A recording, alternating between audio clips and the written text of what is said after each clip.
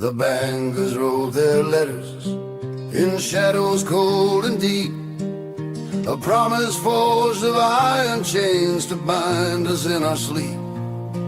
They called it just a progress, a digital decree, but freedom has no barcode and souls are not for leave. It's the final countdown, the reckoning of men. Crypto, gold, and silver rise where paper dies again. They dream of central power, of money's iron cage, but voices rise unbroken to light this modern age.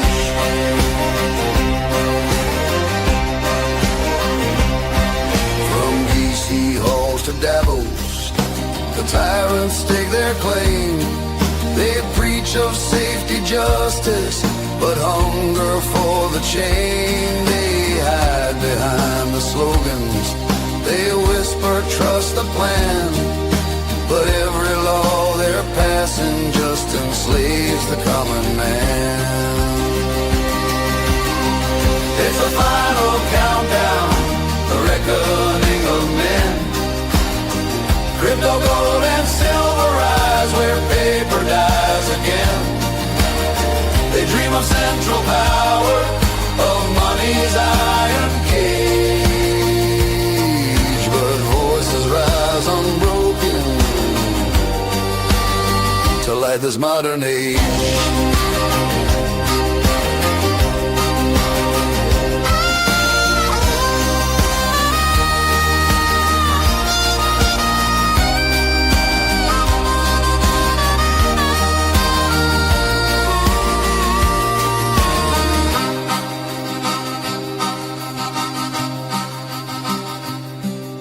The merchants and the dreamers, the rebels and the wise, take refuge in the ledgers where the watchful state can pry.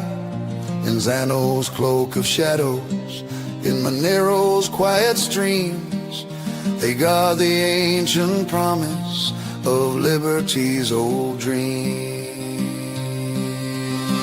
It's the final countdown, the reckoning of men. Crypto, gold, and silver rise where paper dies again. They dream of central power, of money's iron cage, but voices rise unbroken to light this modern age. So raise your hands in firelight, let tyrants hear the sound. The people's last defiance is the truth that won't back down. It's more than just survival, it's more than just a stand. It's freedom's final chorus sung across this burning land.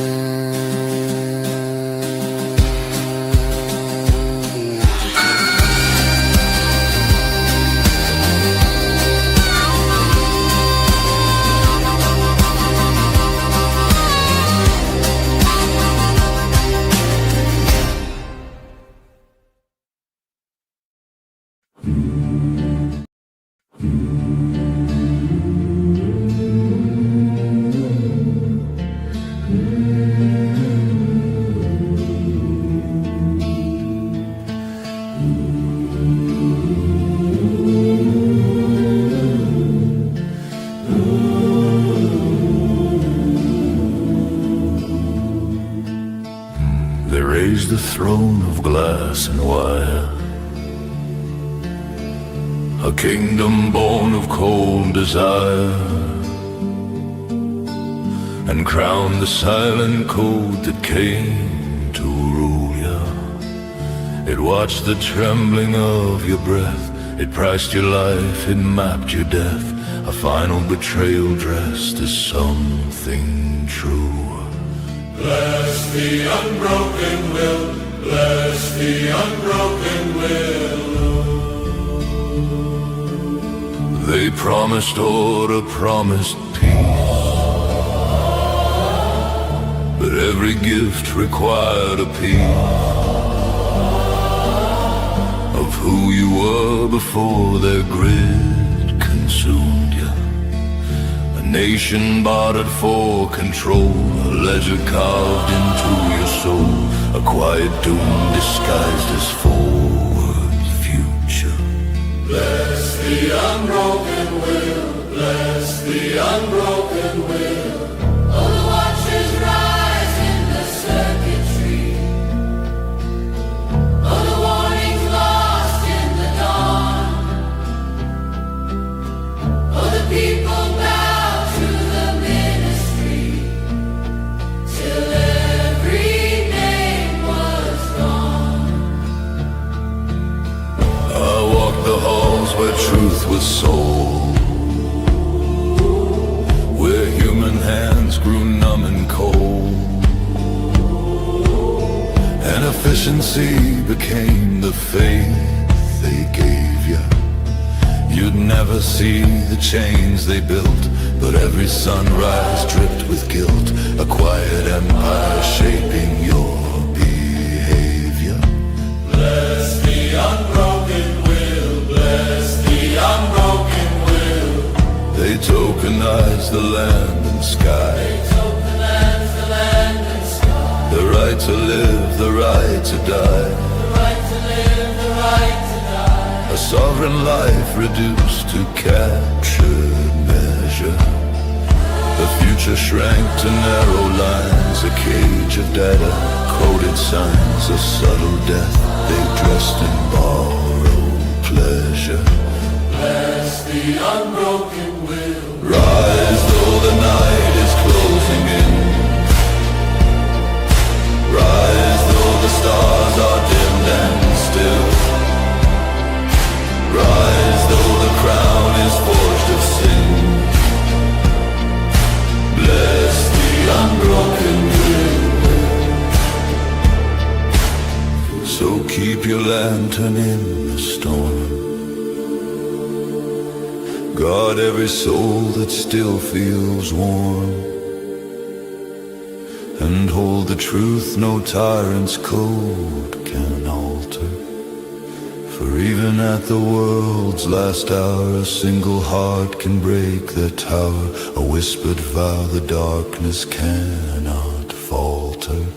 Bless the unbroken will, bless the unbroken will.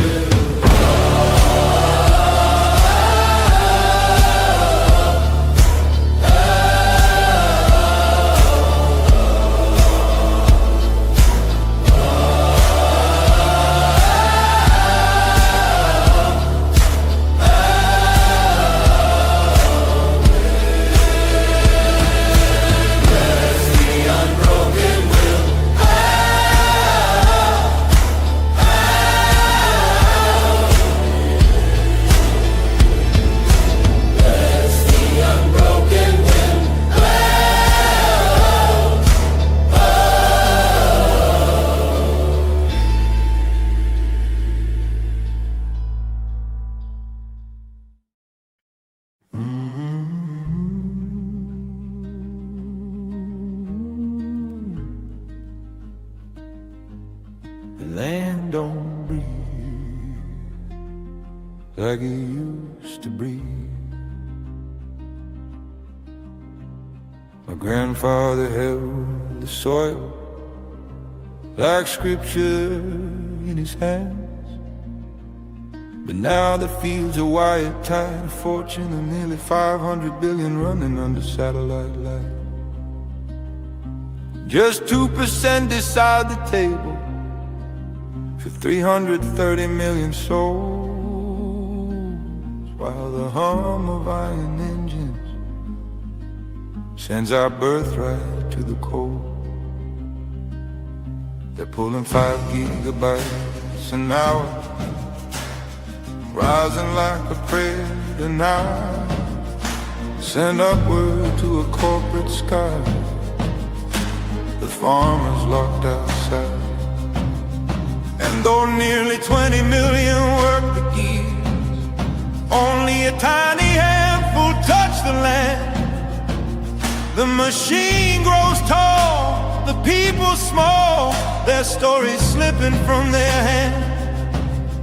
Oh, the root remembers freedom, even buried in the dark.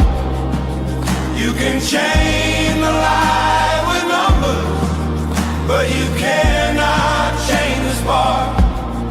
This ain't farming, it's a wheel of steel and coal.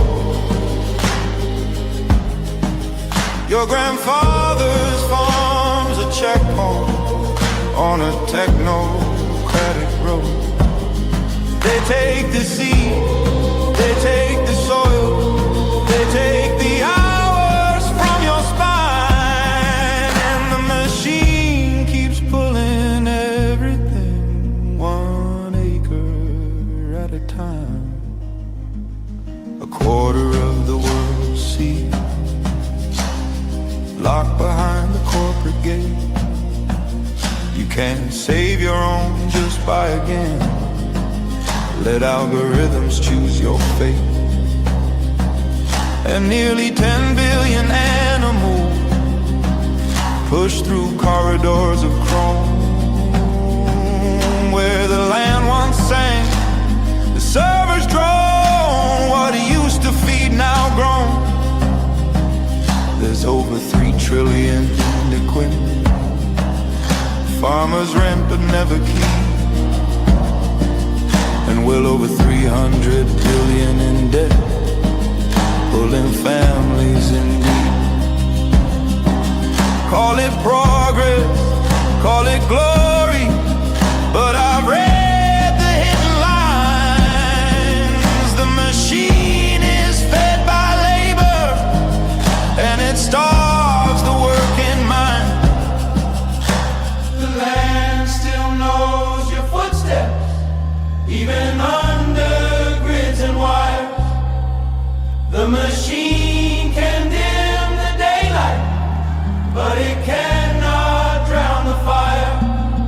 This ain't farming, it's a wheel of steel and coal. A tiny few hold the compass for the many down below. They count your days, they count your years, they tally blood and time, and the machine keeps taking families down, 1 story at a time. Your grandfather's land's been patterned, your pasture quantified, but no algorithm knows the truth of what your hands decide. This ain't farming, it's a kingdom built on screens. They turn the soil to a number, turn the farmers into means. But the land remembers kindness, and the people still alive. We outlive every empire, 1 heartbeat at a time.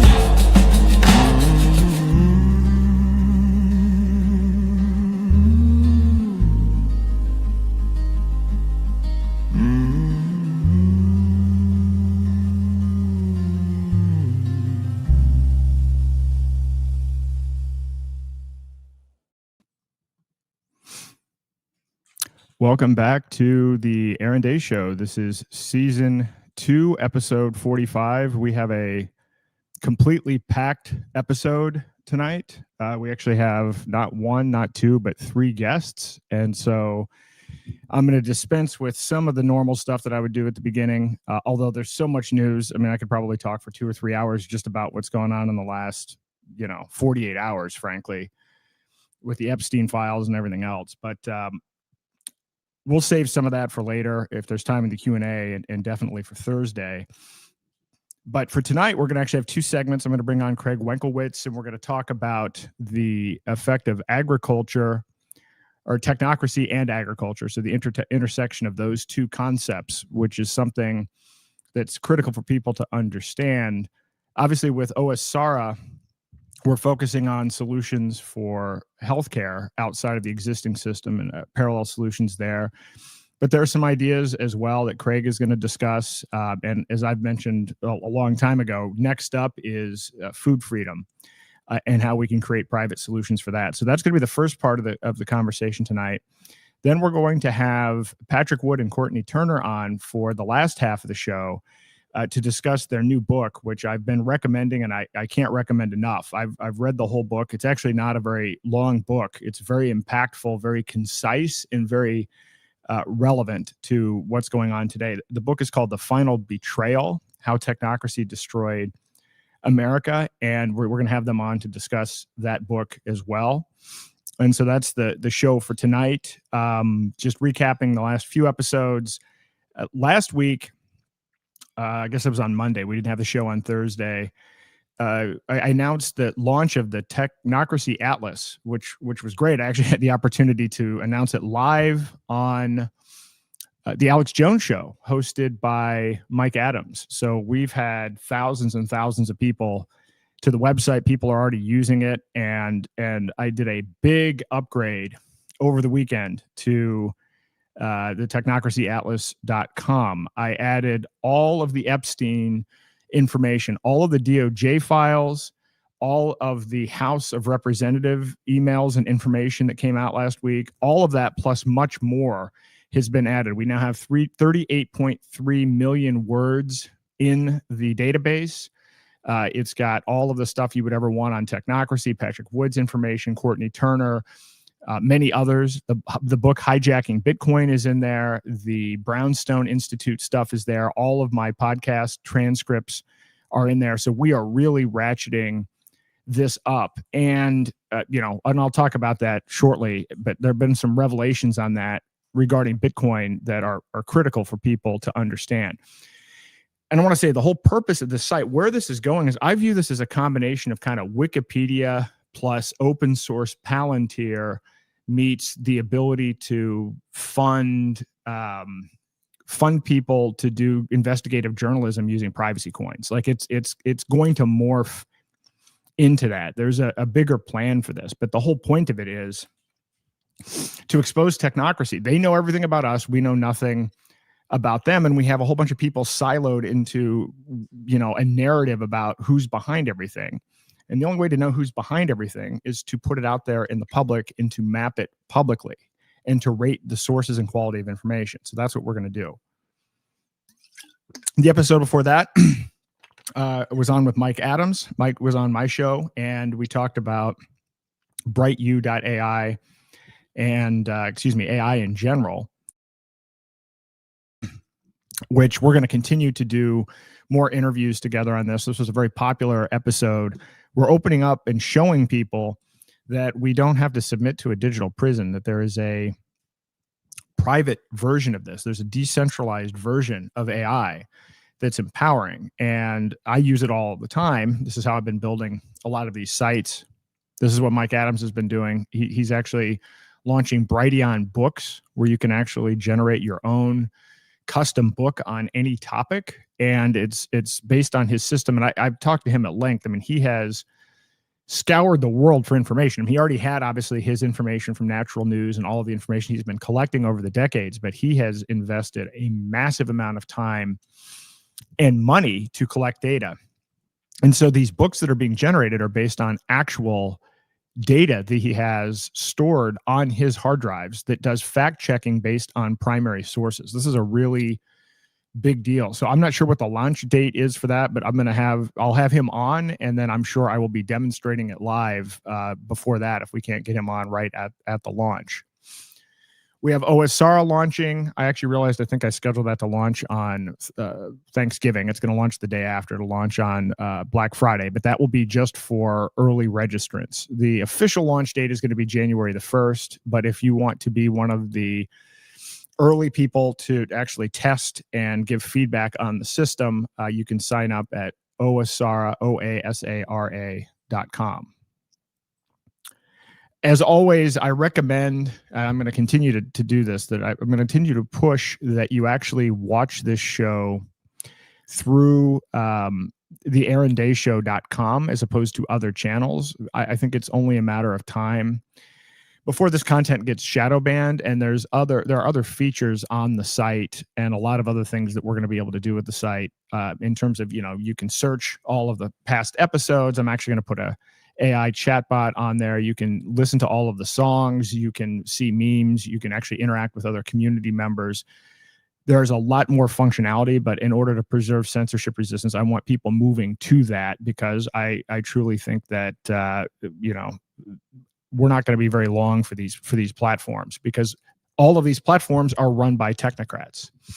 So again, tonight we're going to be talking about the final betrayal, how technocracy destroyed America. You can get that book at technocracy.news, or you can get it on Amazon. So I've ordered a hard copy and also have read the Kindle version as well. You can get Mike Adams AI at brightu.ai. You can either access it on the web, or you can actually download it to your device so that you don't even need to be connected to the internet to use it. Now, this is a big thing. So I've written articles about this. It's part of my book. It's been part of every talk that we've done in 27 states and 4 countries.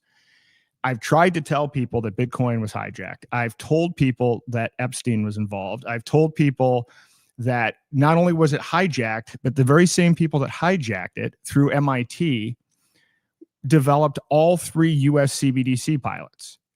And we now have, last week, emails that have come out verifying this. I wrote a Brownstone article about it where I connected the dots, but I said, hey, listen, we know Epstein invested in the MIT multimedia lab at this time, but we didn't. But I said, I was very honest in the article. I said, we don't have the smoking gun, but here's this other information where Epstein was interviewed about Bitcoin, so on and so forth. We now have the smoking gun. He definitively funded MIT and funded Bitcoin Core developers. This is a big deal. And on Thursday, I'm going to go through all of it. But I am sick and tired of the propaganda and the censorship. I am sick and tired of the people in the liberty community that claim, oh, this is old news. Oh, this isn't a big deal. For the people that are investing their retirement savings, buying Bitcoin ETFs, thinking it's this frankly bullshit freedom money, that it's not, they would like to know this. Because in all of the talks that I've given, all of the podcasts that I've given, there are, outside of the people that maybe already listened to this, and some people like Kurt Wuckert and others who's involved with the BSV community, there are others that have been ahead of this. The general public knows nothing about this. And the general public will be horrified to learn about what's going on here. So I'm going to lay it all out. No more excuses, no more holding back. This has to get out. I'm already scheduling podcasts all over the world to talk about this yet again, but we have to get this out there, because we have to fight technocracy, and you have a bunch of pseudo-libertarians who know better, who are lying to people about Bitcoin so that they can pump their bags and get more fiat currency. And it's disgusting. So very clear, that is going to be a show you are not going to want to miss. I'll skip through the rest of this so that we can hop right in. I'm going to get Craig on. Hopefully we'll have the audio issues worked out. Hey, Craig, how are you? Can you hear me?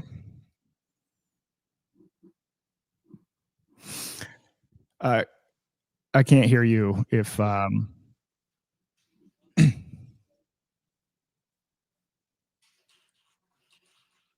there we go. How's that? Can you hear me now, Aaron? That's good. Okay. If someone in the comments wouldn't mind if you hear any echo. I'm seeing sounds great. We might have actually cracked the code finally. Okay, good. So let me see if I can. There we go. I've got that all figured out. So Craig and I have been working on this. This is mostly Craig who's put everything together for tonight for this part about agriculture. By the way, I really like this song. I think one of my favorite songs is the last song that I played before this started. I put one together on this whole agriculture thing. It was that's what it's got to be in my top 3 at this point. So anyway, we've been going back and forth. Craig hasn't seen the slides, but he put together all the information for the slides. So this should go well.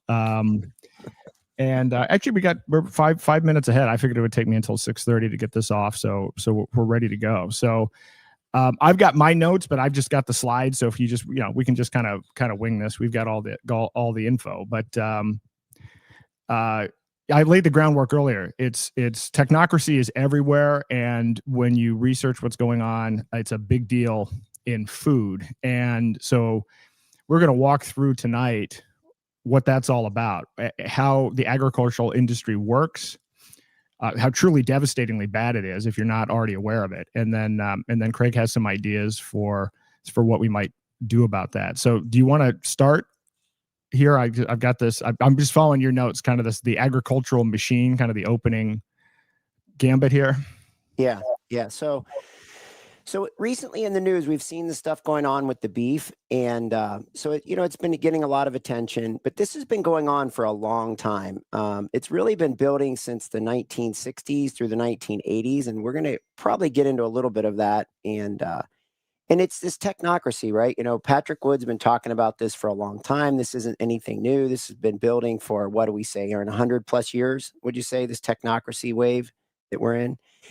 And it feels like we're getting, deeply, I don't know, how far would you say we are into it, Aaron? I know you're saying things are moving really quickly now. From an agricultural perspective, I think we're getting pretty close to, right? If you're looking at all these different components of technocracy and you look at them in parallel, I don't know, this food thing feels pretty far along to me, especially from the cattle rancher perspective. And that's what's been in the news. That's kind of what we want to get into, at least highlight that tonight. What are your thoughts on that, Aaron? How far along do you think we are on things and with the food part in mind? Well, and with the food part in mind, I think it's a similar thing. If you go to technocracyatlas.com, we have a tab called threat level. And what we've done there is we've analyzed what's going on globally with respect to digital IDs, digital currencies, and AI surveillance. And, when you really dig into where we already are, not where it's going, it's pretty bad. 60% of Americans already have real ID, which is digital in 11 states, 20 more within the next few months. We have the Genius Act and tokenized assets. I mean, I'd argue we're 80% of the way there plus on essentially what people worry about with CBDC programmable money. And you can see the breakdown, that we're about 72% of the way there on AI and surveillance. And this is looking at Palantir, OpenAI, and all of the other stuff, the NSA programs that are going on. And so from what I've seen with the food, it's the same thing. We're basically dealing with now 4 companies that control everything. And from when you dig into this more and more and more, you find that it's already consolidated and it's already supply chain. Everything's already tracked. So, I mean, I'd say we're 70-80% of the way there. Well, it's funny you have those numbers 80% because it's we're pretty solid on the fact that those four packers, the 4 that we're going to talk about tonight, as we get into this, it's about 80 to 85%. They have control of 80 to 85% of the market. So it fits right in line with what you're talking about, Aaron, on these other fronts, so no surprise there. And so what does this mean? It means that we have consumers on one side, right? Purchasing beef, meat, chicken, pork, all these different things. And then we have the cattle ranchers on the other side. Okay. And they've been pressed for a long time. And, we'll talk about how they got there and how this whole thing evolved. They're not getting fair prices, even though live cattle. So we measure cattle in 2 different ways, right? We've got basically the way I like to think about it is we've got cattle up until from the time they're born until they're teenagers, let's just say, right? You have that. And then usually what happens is the cattle usually get turned over at that point and they take them from teenagers into adult. And the whole goal at that point is to basically fatten them up. So the first goal is to make sure they're healthy, keep them disease free. Then you get it to that certain point where they're teenagers, and the goal is to fatten them up. And a lot of farmers, that's their goal, is to fatten them up as quickly and get them to market as quickly as possible. The problem is that even though we're at all-time highs on both of those forms, that we look at those in terms of live cattle and feeder cattle and live cattle, And both of them are at all-time high prices. But ranchers are about ready to go out of business because they're getting pressed from every single angle. They've been under pressure for a long time. And this last government shutdown actually hit them pretty hard because they need funding. And a lot of the funding they get is through government-associated banking, government backstop banking. And so when that shuts down, they're at harvest time, right? So they're harvesting, they're doing the things they need to do, to end their growing season in a lot of the US, and they get pressured even more.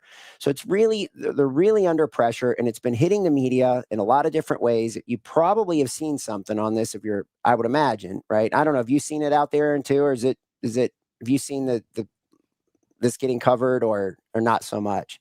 Well, I've seen it start to get covered, but I mean, I follow this. I follow food freedom, so I don't know if that means it's hitting the general public or not. I don't know, but I know I've seen it. Yeah. So what this boils down to is we have food. All of it's been high, right? We've been going through this for at least so up until about 2020, we had 2019, 2020 into that COVID window of time. We were at 1.82% inflation, and then we really skyrocketed with a lot of things and some of the things that got hit the hardest were food, right? All food's gone up pretty extreme, but beef is high on the list. Huge extreme increases in price. Same thing with frozen juices, overall grocery bills and dining. I mean, I'm sure anybody who's been out dining, I mean, your bills, it seems to me like double what it used to be. And then obviously we've seen housing go through this, motor vehicle repair insurance, right? Some of the largest spikes in the last 5 years of all time. And cigarettes, obviously, not something we should be probably, doing too much with, but nonetheless, the price has been high on that as well. And again, it goes back to tobacco. So again, it's still an agriculture component, right? And so the question is, do we really think that all these high prices are an accident?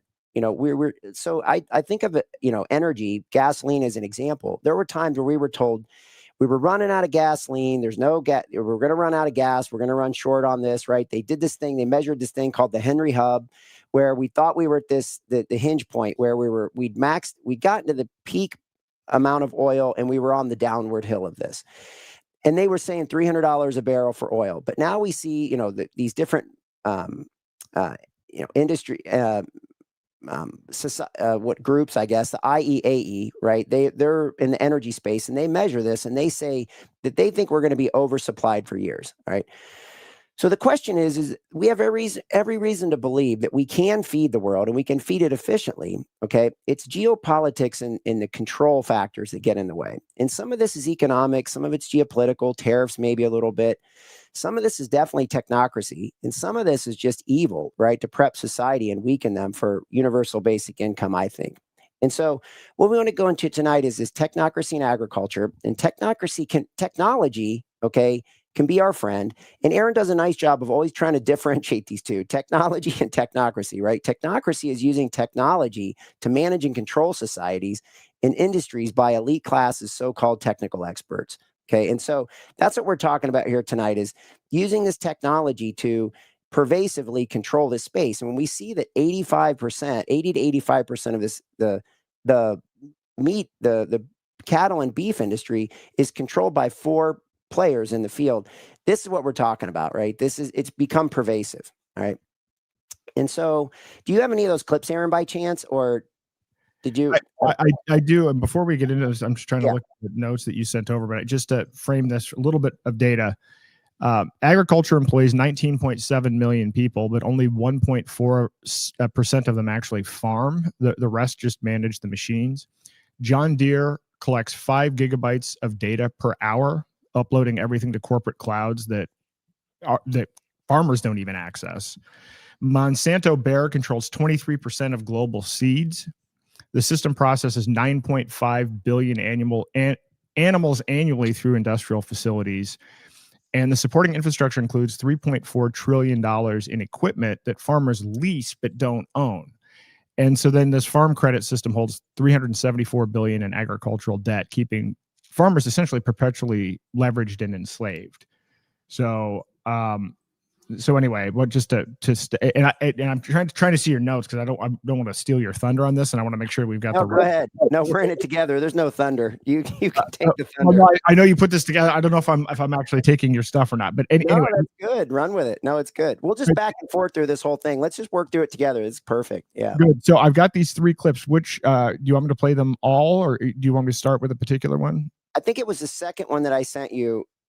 It's the one about $10 a pound for meat and supply constraints. Look, domestically, we need to get our arms around it. Last time we got together, we talked about how the herd is at a 70-year low, demand is at an all-time high, and the net result is prices are through the roof. So there's this concept in the industry called heifer retention, and it's a decision that the rancher and the feedlot operator make to hold back the female animal to build the herd as opposed to send it to market. Now, that's a double-edged sword. We've started to see good signals that that's happening, but that means that the supply is going to continue to shrink as fewer cattle are going to market. So we are headed for what I'm calling, Maria, the $10 a pound reality. By third quarter of 26, families are going to see $10 a pound ground beef in the grocery store.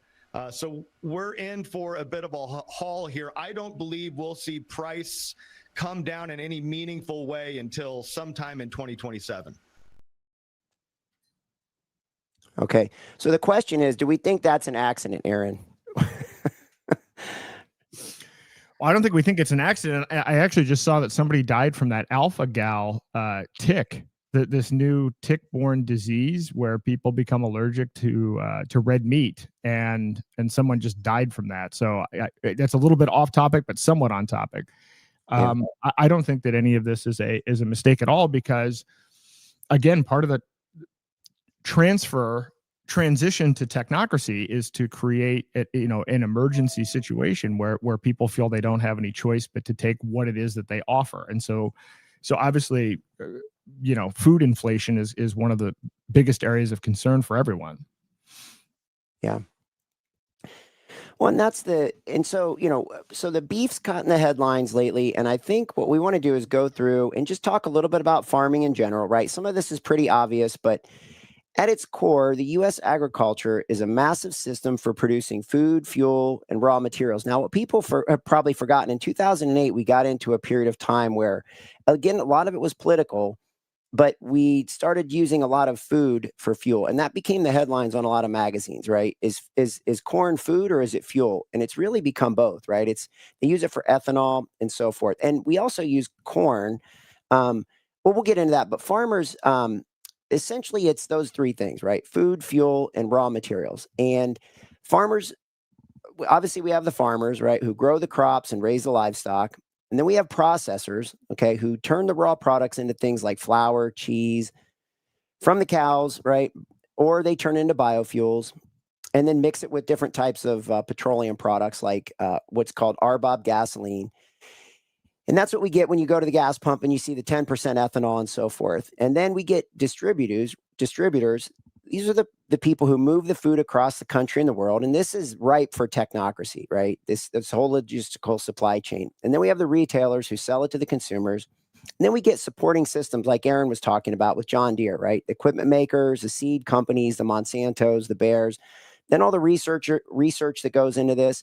And then there's a lot of government agencies that surround this whole space. Obviously, the USDA is the one that pops to mind. Okay, so again, we talk about this government, we talk about, big business, and then the combination of those things and the technocracy, okay? And so we can think of this as a giant network designed to convert land, water, sunlight, and labor into reliable supplies of foods and goods. And these are all things that we talked about, right, Aaron, whether it's on the Technocracy Roundtable or wherever, or, these natural asset corporations, all these things that technocracy would like to tokenize. Yeah, would like to tokenize and are actively tokenizing. And, to this point, as far as centralization is concerned, we produce 119 billion pounds of corn, 4.1 billion bushels of soybeans, and slaughter 34 million cattle annually, but 4% of farms control 48% of the production value. And so it's grown by corporate systems that are running on, a combination of algorithms, debt, and government subsidies the government subsidies for this are $40.5 billion this year alone. So just to put all that into perspective. Yep. And in that space, we've got the U.S. happens to be one of the biggest world producers, and we a lot in South America, right? We know Ukraine, huge bread basket for Europe, and then Europe, of course. We get into things like corn, right? Used for livestock feed, sweeteners, corn syrup, which obviously isn't always the best product, but it's used significantly across a lot of the processed foods we get. And then the ethanol we were talking about, soybeans used for feed, oil, and exports. We just went through the trade deal. The big deal was trying to sell $25 billion worth of soybean per year to China. And with that and this stuff becomes a weapon too, because, China's been trying to exert a lot. Again, it's who is China and what is the U.S., what is China? But the point is, it's a lot of South America has been sort of hijacked and held hostage a lot from an agricultural perspective. So this isn't just I guess my goal in all this is to at least open up the idea, the lens of looking at this from a worldwide perspective and how people use agriculture to exert pressure, again, upon different geographical regions of the world. Okay. And then we get wheat, we get rice. Those are pretty common things: beef, pork, chicken, dairy products, cotton, specialty crops like fruits, nuts, and vegetables. And then we get soft commodities, things like coffee, cocoa, orange juice. Mostly orange juice in that space is to be concentrated, that comes out of Florida and so forth. And then we get sugars. And so as we look at this across the U.S., of course, we get the Midwest specializes in grains. The West, California, dominates the fruits and vegetable space. And then the South focuses a lot on cotton, poultry, and a fair amount of livestock. A lot of this livestock, not to get too complicated here, but Texas does a lot of the reporting on the prices of the beef. And so just because it's kind of the center, not necessarily, but it gets considered as the center in terms of when we go to price these things in the market. Texas becomes a big component. I'll just leave it at that. Texas is very important when they're pricing beef price, when beef is getting priced. Okay. And let's see, we've got this here where anything you wanted to add to that, Aaron? Nope. That's good. Okay. And then we've got this next slide, how the industry works. So we've got the inputs. We have seeds, fertilizers, equipment, feed. Then we have production. We have farms that grow crops or raise animals. Then we have the processing of it. The raw items get cleaned, they get milled, cooked, and packaged. And then obviously the distribution, right? The trucking, the rail, the ports. And a lot of this stuff is even air. You think of certain things are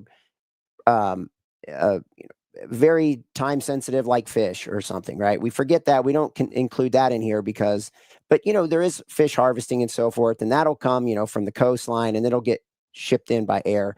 So we got those four forms of transportation. And then of course, then we get the sales. We get grocery stores, restaurants, and then a lot of this stuff goes to the export market. And again, this gets into tariffs, right? And tariffs play a big role. Currency plays a big role in this as well, right? The currency conversion. And so again, that gets us into, the form of currencies and the digital currency at some point. I don't know. Do we want to blend any of that in with this, Aaron, or do we want to kind of keep this on that? Is anything you want to blend in there with? You did a little bit. Anything with the digital currencies or tokenization currency? Not yet on this. I mean, I think it'd be good to do a general overview on this, but maybe towards the end if we have time. I just want to make sure we don't run out of time, because I know Courtney and Patrick will be on soon. So okay, how much time do we have? We got about 45 minutes. Okay, good. All right, so let's keep rolling through this. So then we've got on this next slide examples of data-driven farming, right? Precision agriculture. Yeah, I just wanted to add one thing to that, just about from a technocracy perspective. If you look at this from going from seed to shelf, there are something like 1,847 steps through the supply chain. And it's so complex that when there was a ransomware attack on one of these big companies, JBS, in 2021, it shut down 20% of America's meat supply in 48 hours. So just as a kind of a data point about how interconnected these things are technically, and how the supply chains are structured, because this is going to be a big point when you start looking at the choke points in this entire system. When you have that, when you have the market consolidated into that few players, but then you have all of these steps, and then it's all centrally controlled electronically. A lot of the stuff is in the cloud. A lot of big risk factors there. And we don't think, and that's a good point, because you don't think that agriculture would have any connection with a cyber attack or something, but it would be significantly damaged with a cyber attack, right? Oh yeah, it would be completely devastated. I mean, again, one company, and then all of a sudden 20% of the entire supply of beef was shut down in 48 hours. So when people talk about the impact of these cyber attacks, I mean, you could imagine how a well-coordinated attack, and of course, most of these guys are using Microsoft, or they're using, the same big tech companies. So if there's some big exploit that affects all of Microsoft or all of Oracle, I mean, it could take down not just agriculture, multiple supply chains. Yep. And that's what we think of as a logistical side, but there's a lot that goes into farming that people may not be aware of. So a lot of the tractors are now GPS driven, and they'll actually, when they're harvesting or when they're planting, they'll run all night long, and so they're running off a GPS, and essentially you just set the coordinates, and there's not much to do. And a lot of these things could even be controlled remotely. So you get drones monitoring crop health, and obviously, predictions on yield as well. So a lot of the pricing that goes into the corn during the growing season is monitored by someone. Either people drive along the side of the road, they stop, they check out the corn, they see, okay, it looks like we're going to get, and they start making estimates on how many bushels per whatever, and the same thing with these drones. They'll monitor the crop health and so forth. Then we get sensors that are telling farmers when to water. Not only that, we have remote controlled irrigation for crop circles. So I'm sure people have seen, a lot of the aerial photos of, you'll be out in this desolate area somewhere out in the, the Great Plains or something like that. For instance, like Nebraska, and then you'll see this green circle. Well, that's a crop circle. So they're sitting on some kind of an aquifer. So that aquifer, has a certain water table in it. And again, this is all, resources, right? So again, it goes back to resources and controlling the resources and the technocracy and the efficiency of all that. But the key is that a lot of the farm ground and the pricing of it is based on what kind of water tables in some of these areas, because they don't get a lot of natural rain. Certain parts of the country don't get that, but they do sit on these aquifers. So what they'll do is they'll actually run these crop circles from a distance, and they can run this irrigation circle that just goes around and waters it. And that can all be controlled remotely as well. Obviously it breaks down, but generally speaking, if everything's operationally correct, it runs, pretty much human free. So then we get into algorithms that decide the best planting times, not so much the harvesting times, but they do measure the moisture content in the agriculture, but that's still pretty, I think the planning is more algorithmically driven than the harvesting. And so what this does, it shifts the farming from traditional intuition, okay, which has been going on really for 20 to 30 years, into more of a measurable optimization. And again, this leads us right down the path to the technocracy. And if you want, Aaron, we could probably run this one here. Let's hold off for a second. Let's go through the next slide. I want to run this next clip with Josh Hawley. Let's wait for a little bit longer on that. So this, the next thing to talk about is the supply chain coordination and how the food moves through tightly timed nationwide logistics systems.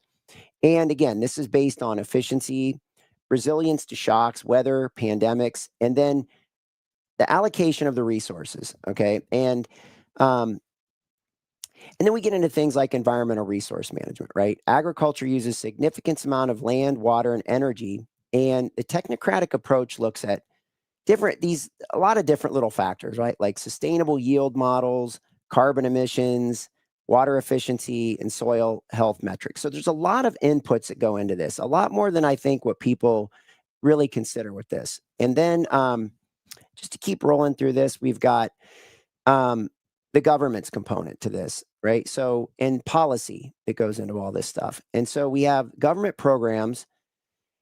And the way that this was set up initially was, obviously we had homesteaders, right, that went out, they got their 40 acres, their 80 acres, whatever it may have been. And then it got passed down through generations.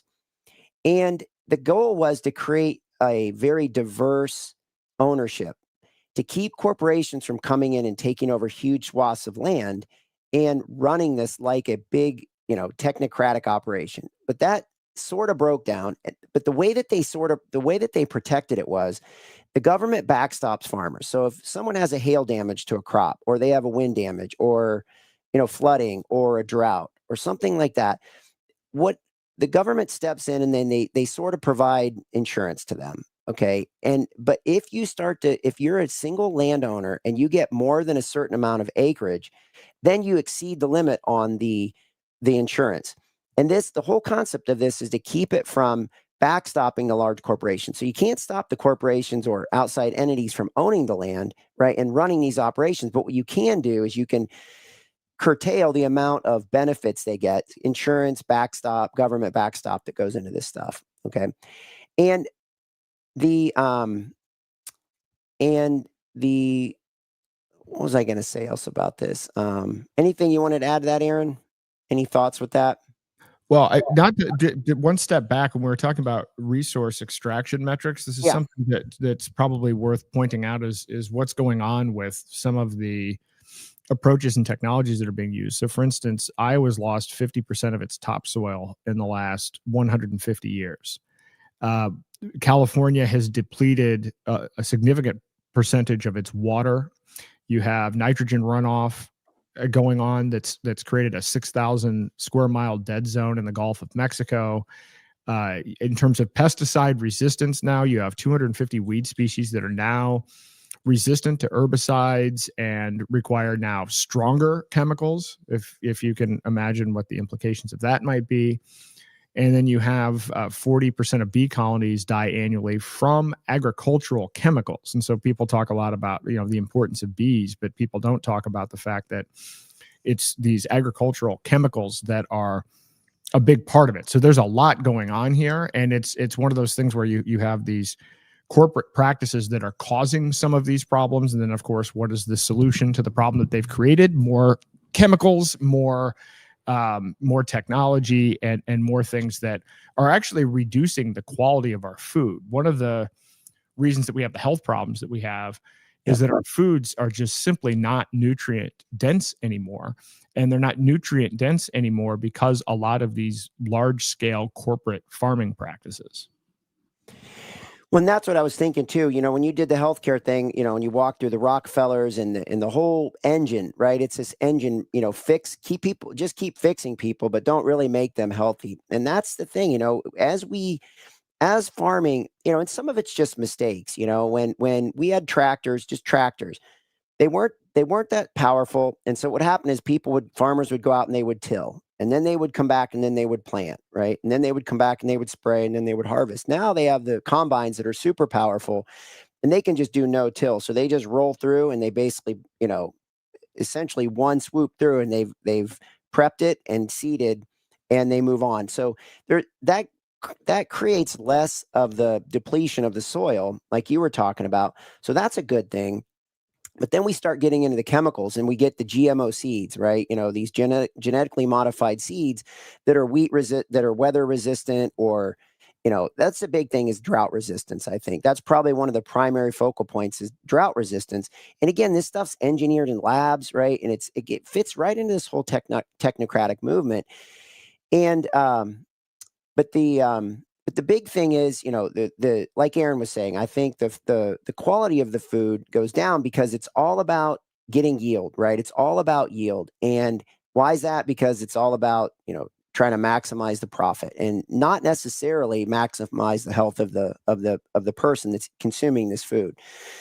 And so that's that part of it. And then we got through a little bit of the government, the government programs like the crop insurance and so forth. And then just taking a big picture on this, we've got the U.S. agriculture industry is therefore, because of all this, highly productive, highly technological, deeply interconnected, okay, and influenced by science, economics, and policy, okay?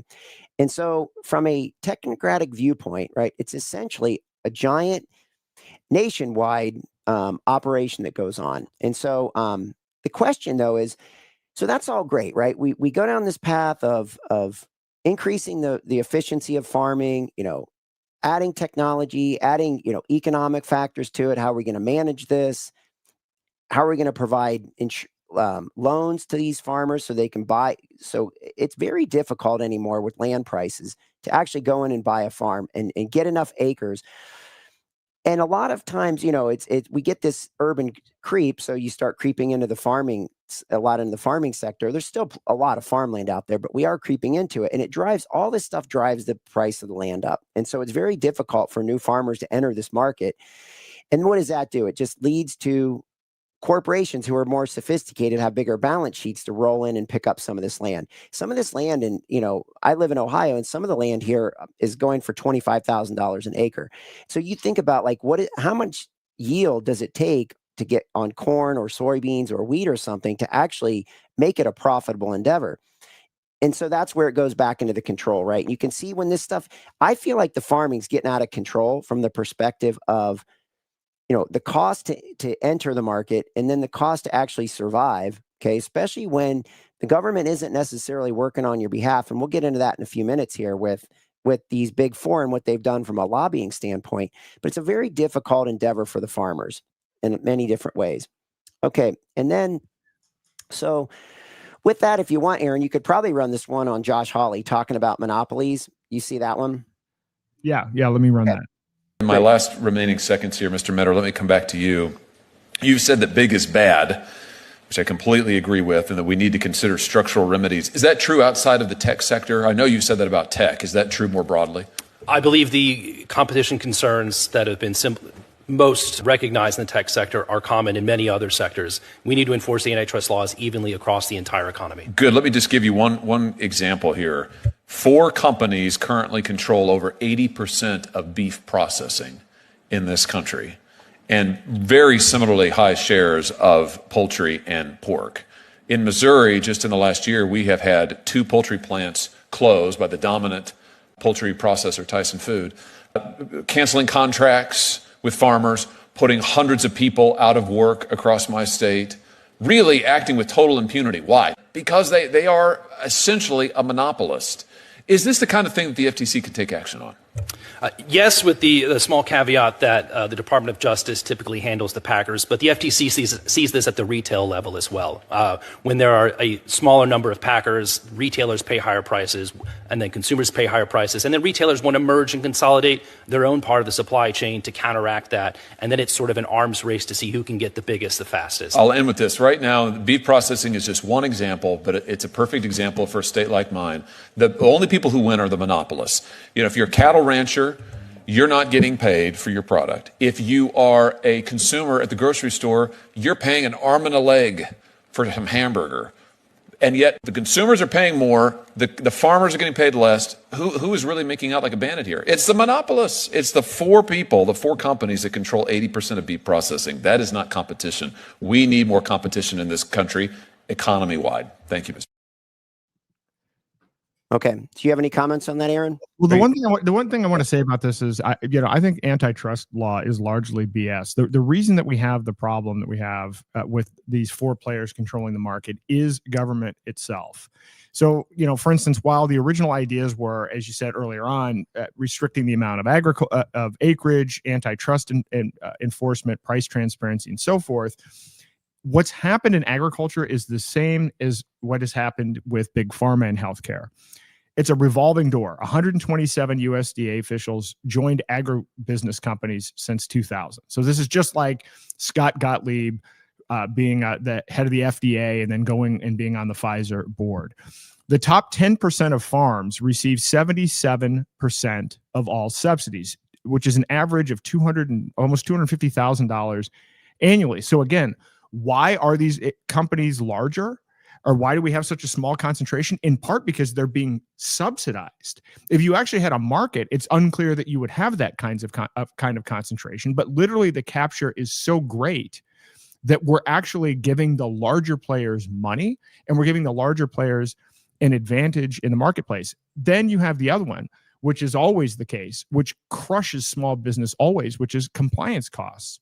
So food safety rules cost a small processor $100 per cow, but a large one, it only costs $10 per cow. So once again, the government is coming in and favoring the larger player or making it impossible almost for the smaller players to exist. Big Ag has spent almost $750 million on lobbying in just the past decade. So that's my high level comment on that is just that I think it's funny listening to these congressmen talk about antitrust and talk about it as if the government wasn't the one aiding and abetting the unnatural monopolies that have formed. Yeah. No, I think you're spot on there. And so, with these big foreign mines, we have JBS, right, Brazilian-based, Cargill, which is a private company, National Beef, Tyson, okay, names most of us know. National Beef, most people probably don't know. But what they've done is they've found a way to corner the beef market, okay, and they've gotten a lot of the government either looking the other direction or subsidizing it, okay. And like Aaron was saying, we've seen this. This isn't anything new. This has been going on for a long time. These ranchers have been struggling for really decades. And so what brought that on? Massive automation of slaughter facilities, investment in the 1960s through the 1980s. Okay. And then they standardized it as an assembly line style of fabrication. Okay. Then they go to refrigerated and boxed beef technology. Okay. Shipping the stuff in boxes, not whole carcasses. So again, there's an efficiency component there. But here's what's going on is these innovations, while they lower the per unit cost, okay, and you have these smaller, okay, older regional plants, they just can't keep up with this. They don't have the pre-cut, the vacuum pack, the reduce, and a lot of that leads to reduced labor needs. Okay, so again, it's an efficiency thing, and we're going to see more and more of that, right? With this AI and the reduction in need for this, especially robotics and things like that. So this isn't going away. This reduction in labor needs is, and when they measure the farm numbers, at the first Friday of every month, the non-farm payrolls, that's what they do. They figure the non-farm payrolls. Okay, so there's a reason they break that out. But the key is for these big operators, they get transportation advantages, right? And they're able to cut out the cost and the spoilage. Okay, and so they adopted this model early, and not only that, and this boxed beef process, okay, and that made a big difference for them. But here's the thing is that the government looked the other way in terms of mergers and acquisitions. And so what it did is allowed them to get scale. And while the small guy has no balance sheet, has a very difficult time growing a farm operation, especially as they see land costs going up and it keeps slipping away, right? There's a divergence between these corporate operations like this and the little guy, okay, especially from the rancher perspective. You get these mergers like Tyson buys out a big operator called IBP. JBS acquires Swift, Smithfield Beef, and others. Cargill and National Beef consolidate multiple plants together. So they get this scale, right? And the government looks the other way almost all the time, right? Why is that? Because they get the lobby. So as it was said in that clip, the FTC, right, they're involved in this, but it really comes down to the DOJ. And so we have these acts in place, right? The Sherman Antitrust Act of 1890 was built to try to help protect these, these operators. The Clayton Act of 1914 is one of them that also factors in. And then you get this one called the PSA, the Packers and the Stockyards Act of 1921. And so the lobbying has been so significant in shaping the outcome, right, in allowing this oligopoly to form, okay? And you get these groups that form, okay, like this NCBA, AMI, these large Packer coalitions, and they lobby against this Packer and Stockyards Act. And not only that, we see this in politics all the time. We see it in pharmaceuticals. We see it everywhere where people will migrate in, they'll become part of the government, and then they migrate out to private industry. And it's the same kind of thing that happens in this agribusiness, right? The interests help shape the legislation and the agency oversight.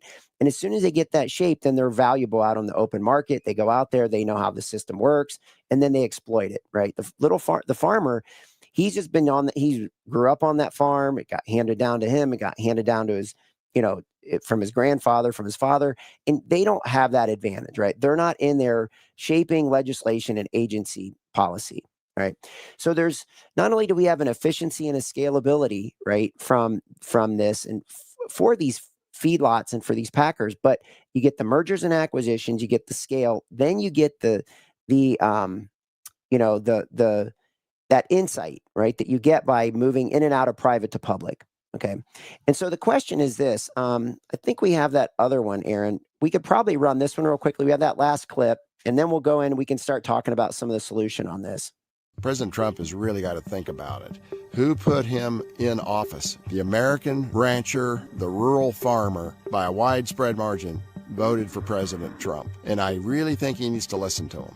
Now, the only price we have that's high is beef, and we'll get that down. And one of the things we're thinking about doing is beef from Argentina. Some farmers are calling the move a betrayal of the American rancher. The traders on the market use this as an excuse to drive the feeder cattle board down and live cattle board down. What that did essentially is it trickled back into the local auction markets. It took billions of dollars out of the hands, out of the pockets of the cow-calf producers in the United States. Speaking for us personally, it cost us a couple $100,000 in valuation. Looks like we've lost around $200 a head in value. That would be around a $17 billion hit.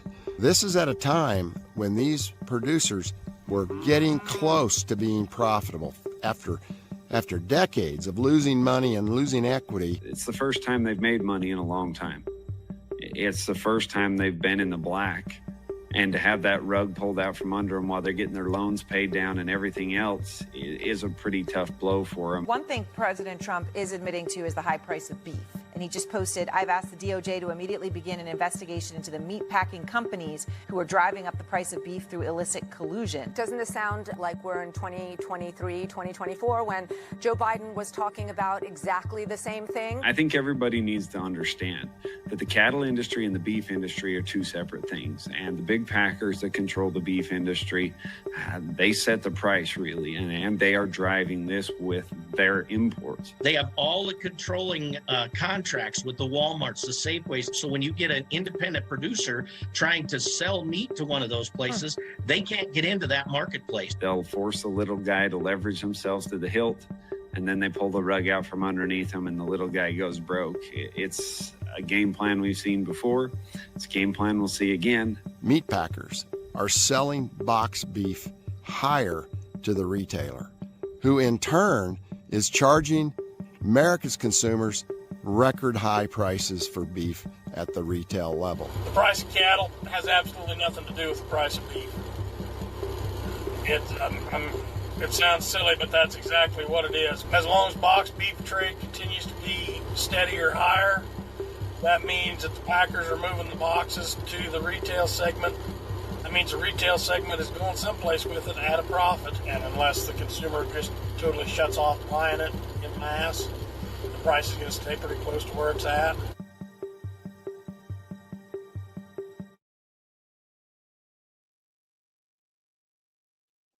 Okay. So any thoughts on that, Aaron, or I think you're muted. Maybe not. There we go. I think that I think it'll be surprising for people that everything is consolidated into these 4 companies. And it's not really so much of a statement on what was just said there, although in looking at this, there were 5,000 small plants, and now there are 30 mega facilities. And obviously this speaks to the whole, ability of leverage finance to influence all this. And of course, when you dig into these companies, who owns the big 4, you're going to come up with BlackRock, Vanguard, and State Street, with the exception of Cargill, which it's a family-owned private business.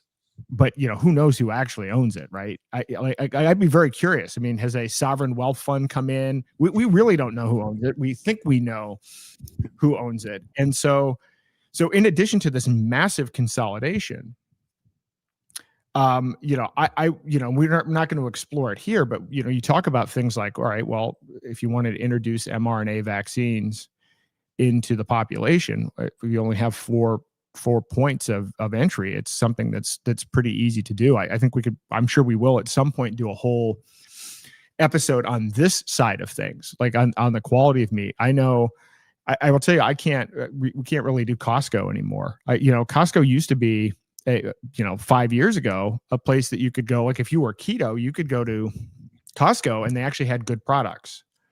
They actually had a pretty good selection, and it was certainly a lot cheaper. And then my wife and I noticed that all kinds of things were happening. We found that we had to check the food labels of things that we already purchased because the ingredients were actually evolving over time. So all of a sudden, maltodextrin started to be introduced into everything, which is something that actually spikes your blood sugar more than sugar. Then all of a sudden, they're putting dyes into meat. My wife is allergic to one thing, and there are these meat sticks, and then all of a sudden they decided to put cockroach something or other in it. I mean, was it cockroach? What was it? Carmine. All right, my bad. Oh, from beetle. All right, wait a minute, beetle. In any event, but the point is, then you see these images from Costco of worms in the meat and all kinds of other stuff. Well, that's really worrisome when you consider that when you're going to Costco or you're going to any of these places, they're getting all of this sourced from these 4 companies. And so that's off topic, but I do think it's a big part of the technocratic element of this big 4 takeover. Yeah. Yeah. Well, and that's the part that leads to, the unhealthiness, the universal basic income, the you're going to get, you're going to eat bugs and you're going to like it, the whole World Economic Forum deal. And so, but I think you're hitting on the right points here that the point is this: the acts are there. If the government wanted to curb this, they would have already done it. They're not coming to the rescue. At what point would they have come along, Aaron? 60%, 50%, 80%? They're not coming. You know what I mean? At 90, 95, I mean, when do you think they're going to show up and actually protect this rancher? I don't think they're going to come to protect this rancher. They're destroying the rancher. There's no incentive. Exactly. There's actually no part of the way that the regulatory agencies work for the small rancher to think he's going to get any help. It's disadvantaged by the government against the small rancher. Yep. And so that is what gives us the opportunity here, I think, right? Is when things get this far to an extreme, it's either about ready to implode or there's a massive opportunity. And so, again, we know that human beings don't necessarily like to make change, but when things are this stretched, again, you've got the consumer who's being stretched from an inflation standpoint. The cost of, goods are going up. And then you have the rancher, okay, who's actually, responsible for, understanding how this works, maybe not as technologically advanced as these big 4 and the packers, and they don't have all this. But the point is, they also are more likely to not put, different types of, give them shots, hormone shots, right? That again make our meat less healthy, right? And like Aaron said, that's a whole other topic. But you've got the rancher who's willing to bend, okay, and do things differently because they don't have a choice, right? They're about ready to be completely eradicated. Then you have the consumer who's sitting here saying, well, you mean to tell me that I could actually get lower priced beef and pick who it's from? So the key is, can we create some sort of an exchange here where you return this back on these middle 4, and you say, you just basically, there was a joke in there and I lost it, but the point is give them the 4, I guess, give them anyway. So the point is that, can we create some sort of an exchange? The problem is, if the government hasn't stepped in yet, they're not going to step in and defend an operation like that, where the consumer bypasses, these 4 packers and goes straight to the rancher. Okay. But that's the key, and so people say buy local, right? You go to your local rancher. The problem is that's not always efficient because you might live in a region of the country where there is no cattle. Okay. So a lot of this is regionally based, and can that be overcome? Sure. But that's harder to overcome than just creating some sort of an exchange where, and a lot of these products, right? The technology, again, not the technocracy, the technology can be our friend in this, where we set up some sort of a situation where, because one of the things that's missing is the processor, right? We went through all the steps of you've got the person, who raises the cattle, then you got to process it, and then you got to ship it. Okay. The big tech's already put in the shipping, right? The logistical supply chains are already there. Now, could they potentially shut that down with different barcodes? Potentially, right? So that could become an issue. But other than that, all it really takes is local processors, right? That can be validated and say, okay, yeah, and a lot of these are probably plants that still exist. They're just, empty and been dilapidated. They could be revived. The key though is, can the rancher make their product available and grade it, in terms of again, people go for different qualities of meat depending upon affordability and so forth. But you could qualify this beef, put it on some sort of an exchange, and then you can offer that to the consumer who's looking. So if the consumer can get higher quality beef at a lower price, it's a no-brainer. Okay. And they can have all this choice. It just makes sense, and so it cuts out some of the store, cuts out the processors, cuts out a lot of the middle of this whole thing. The question is, how would they shut this down? We saw a similar type of a revolt, a similar type of a situation with the trucker rally. The problem with that was, you get these people who are upset. They're willing to do something about it, right? They're willing to take a stand and make a change, okay, for something they believe in. And then guess what happens? They come in and they shut you down. Ultimately, what shut that down was putting controls on them from a banking perspective, okay? And with all this, again, tokenization, the fintech, all these things that are building, we have very little control unless we do something from a privacy standpoint, okay? So that's the key. The currency, the exchange from the rancher to the consumer has to have a privacy component to it. And that's exactly what, Aaron's been talking about here with Zano, Freedom Dollar, and so forth, is trying to create that process in between the person who makes it, the person who needs to consume it, giving a better product to the consumer, giving more margin, right? More margin back to the rancher where they can actually make a better product, and turning this back against the big four. So technology, we call this disintermediation, right?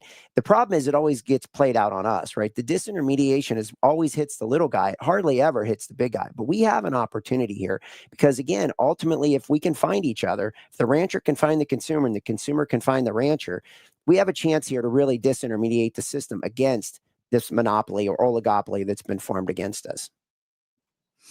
Yeah, and actually, one thing I want to add to that front is, Mike Adams does food testing. This is one of the things that, as health ranger, he became very popular for, and I believe he had a book called Food Forensics. But the USDA, they do a horrible job at testing the quality of the food. They fail at that. There are market-based solutions for that could be part of this. So kind of what we're talking about with the healthcare marketplace is, all right, here's a global marketplace of places where you can go and you can get medical services and you can use privacy coins to pay for it. And you can build in a reputation management system. I mean, not to get too much in the weeds, but the idea here is, because I've been playing around with how to implement this, you have an escrow system. Somebody's buying a product, you're buying directly from a farm or whatever. You both put money in escrow, and then, the farmer ships you the products, which, by the way, you can get this from Polyface Farms. We actually just ordered a turkey from Polyface Farms.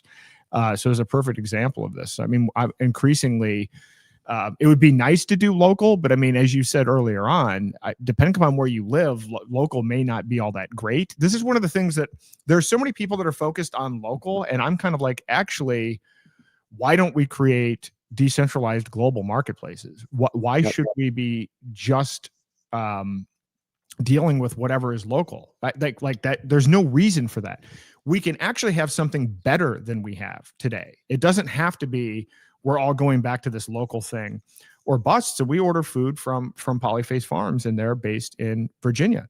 And, so you could imagine having a marketplace where it's like, all right, I'm getting my raw milk from, this Amish farm or whatever in Pennsylvania. I'm getting my grass-fed meat from Polyface Farms in Virginia.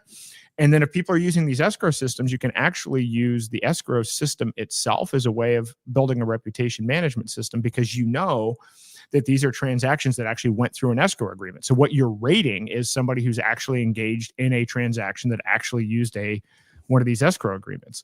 So there absolutely are solutions out there. And next year is the year of rolling all of this out immediately. I've been building to this for a while. And as you and I have discussed, and if you've been watching the podcast, I've been building a whole bunch of different solutions, and it's all out next year. What I've been saying since 2023 is that realistically, the way out of all of this, the number one thing that we can do, because of course they're going to try to shut it down. The way to shut this down is to stop using the dollar. The reason that they have leverage over all of these markets is because they control the issuance of the currency. as I said when I ran for president, if 2 to 3% of the population stop using the dollar, they're crushed because their system assumes and requires complete compliance. Their control mechanism, as you used the example of the Canadian truckers, is the money itself. So if we actually are serious about stopping the technocrats, and so many people get fatalistic about it, we could stop them tomorrow. All it would require people doing is, stop paying your credit, stop paying the bank and pull your money out. I mean, this would happen instantly because the banks are already at an extreme level of distress. So anyway, sorry about that. I'm going to Florida tomorrow. I think I mentioned this before. I get seasonal depression, and I've confirmed it actually is genetic. It's a genetic thing, I mean, I look pale. I have been spending too much time in front of the computer, so I'm gonna spend a lot of time. Even the blue blocker glasses are not enough. So I'm gonna get a ton of sun over next week. I'll still be doing stuff, but I'm gonna actually get some sun. But in any event, this is completely doable, building this marketplace. But the key to the success of this is people have to understand they need to act now. If we sit here and say, well, what if they shut this down and so we're never going to start? Understand we've got the big four in beef. Maybe that'll become the big three. Maybe that'll become the big two. This is the same thing is going to happen with the consolidation of banks. The default situation when you study any of these industries is everything is moving towards consolidation. Everything is moving towards AI surveillance. Everything is moving towards tracking. That is the default case. There's no it's not static. There's not, well, it is where it is right now. And of course, most people aren't aware of how bad it is right now, but it's not staying static. It's moving in one direction. So in order to stop it from moving in that direction, we have to move in a different direction. And we can do that immediately, but there's no point in being fearful about it, because once you realize that the default is that you're in a digital prison, then you really don't have anything to lose. It's a matter of making people aware of truly how bad the default is. And then hopefully that will get people over the fear, because it's kind of like, wow, this is kind of a Hail Mary anyway. I need to do this or I'm absolutely going to be trapped. I want to add one other thing. I put a link in the comments to an article that I wrote. I'd forgotten about this article. It was one of the first articles I wrote for the Brownstone Institute. And I remember there's this whole thing about everybody was talking about Klaus Schwab and everything else. And I did some digging and found out the United States taxpayer has contributed $60 million to the WEF. Now, that may come as a surprise to a lot of you. The other thing that might be surprising to you is to find out that 56% of that money came under the State Department under Trump and only 44% under Obama. So the largest WEF contribution, for all of you that think that Trump is defeating the globalists, we literally gave them over $30 million. And now where did that money go? Here's the kicker. The taxpayers funded WEF programs that centralize the control over African agriculture and global trade. So the WEF has been key. And when you dig into the WEF, the World Bank and the IMF, what you find is that they are doing massive consolidation right now in developing nations and already trying to standardize agricultural practices. So the thing that we saw with whatever the Dutch farmers and the thing that was going on in Europe, that is already the default that these multinational NGOs and so forth have actually been pushing on the developing nations. So they're going to be ahead of the curve in terms of consolidation. So anyway, I wanted to point that out because I'd forgotten about that. And then in the context of, well, is this actually a global thing? It's literally a global thing. Our tax dollars have literally gone to the WEF for the purpose of centralizing agriculture in Africa. And I'm pretty sure almost no one knows anything about that. Yeah. Well, not to get off topic, but I was doing some research this weekend, and I hit the absolute mother load on, the evolution of, the tokenization and central banks and banks and the coordination that's going on. It's just at that point, Aaron, when I saw that and I started laying out these parallel time frames and looking at, there's no way that this is a coincidence and this is just happening. This isn't. And so the point here with this, I think what's great about this industry is You have very motivated groups of people, and their it's what's the right word? The heritage is there, right? You have the American citizen, right?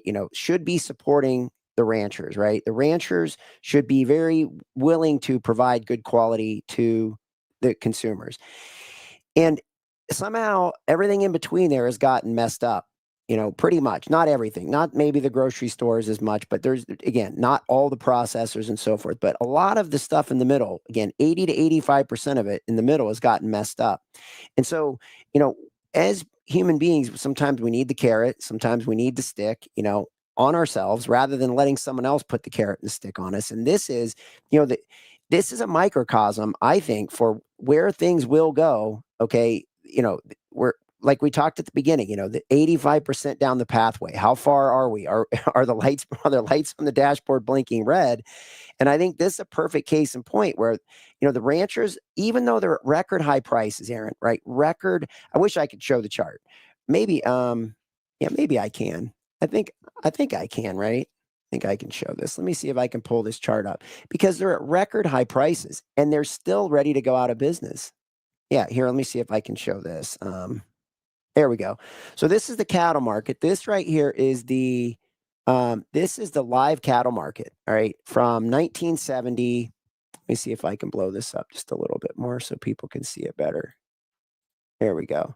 Okay, so here we go. Here we are through the 1970s is purple. The black is the price action, right? So again, we got 1976 where the data picks up. Market goes sideways for a long period of time, all the way from like 1980. Remember, we talked about the 1960 to the 1980 when, they started making that big investment in, this mainline production. Okay, getting away from the independent ranchers and really going into the beginning of the process that led to these big four. All right, maybe it was the big 20, then it was the big 12, then the big 8, then the big 4. So we get this long period of time where the price is sideways all the way into October 2003. It bumps up just a little bit, and then we get to this point, like February of, again, post 2008, and there's so much, Aaron. I don't know. This weekend, it just rang a bell with me too. Some of the work I was doing post 2008, a lot of stuff changed on this tokenization front, right? I mean, everything went into overdrive after the 2008 real estate crisis.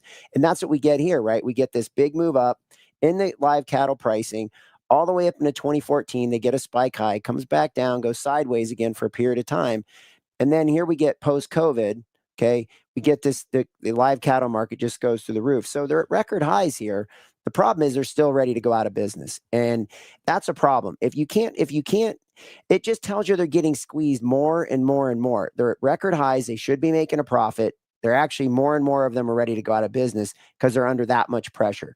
And this to me is a microcosm for where all this stuff is headed. No matter what space we move into, this is the future. So we should be motivated, like Aaron said, to do something about it. The problem is we just got to build the exchange where this can happen, where again, the consumer can find the producer, and the producer can find the consumer.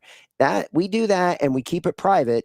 And, and again, the DOJ, they're not going to do anything as it is now. Blondie's not going to do anything. The Department of Justice is doing nothing on this. Again, at what point should they have done something? At 30%, 60%, 80%, 90%, they're not going to do anything. So the point is we just have to go take it off their radar and just get around them, because they're not going to protect us. They're not going to protect either ends of the spectrum. They're only going to protect what's in the middle. And it's just obvious that that's the case, right? So I think that this is it's just an example of how things can go wrong, but it's also, to me, a good representation. It's easy to get your arms around. It's front and center. It's in the news right now. Everybody's paying the higher prices. So it's something we should feel. The question is, what can we do about it? And can we spread the word once we get an opportunity to build some kind of an exchange where people can bypass this ruinous system that we're in right now? Yep. So I would say to everyone, stay tuned. So this is the first of what will inevitably be a multi-part series where we're exploring technocracy and agriculture, as well as solutions. So I think this was a good intro, good overview. And so thank you for coming on for that. And I think we've got a great start. I'm going to bring on Courtney and Patrick now. unless you have any final comments before we transition over. No, I think we're good. Thanks, Aaron. Great. Awesome. Talk to you soon. Okay. Bye. Thanks. Bye. Hey, Courtney. Hey, Patrick. How are you? Hey. Hey, we have the whole Technocracy Roundtable crew here. I know we do. We have the whole round. This entire week is nothing but Technocracy, which is great. Very, very important. So thank you both for coming on. I'm very excited about the opportunity to talk to you guys today and always, but in particular, I've finished the book, and as I've said many times on every podcast since I started reading it, this is a book that everyone should go out and immediately buy, and bring to the holidays and get some for friends and family. This is what you should be talking about over the holidays, truly, because these are the most important topics. And this book does a phenomenal job of encapsulating, essentially 90 years of what's been going on in building, but in a way that's succinct, understandable, and completely relevant based on what we're witnessing and experiencing day to day. So I encourage people to buy it. I put the link in the comments. I certainly will send another link around. You can get it on Amazon. You can buy it at technocracy.news. So just as a preface, I urge everyone to consider buying it now and getting it as soon as you can, because it really is that important of a book. I appreciate that.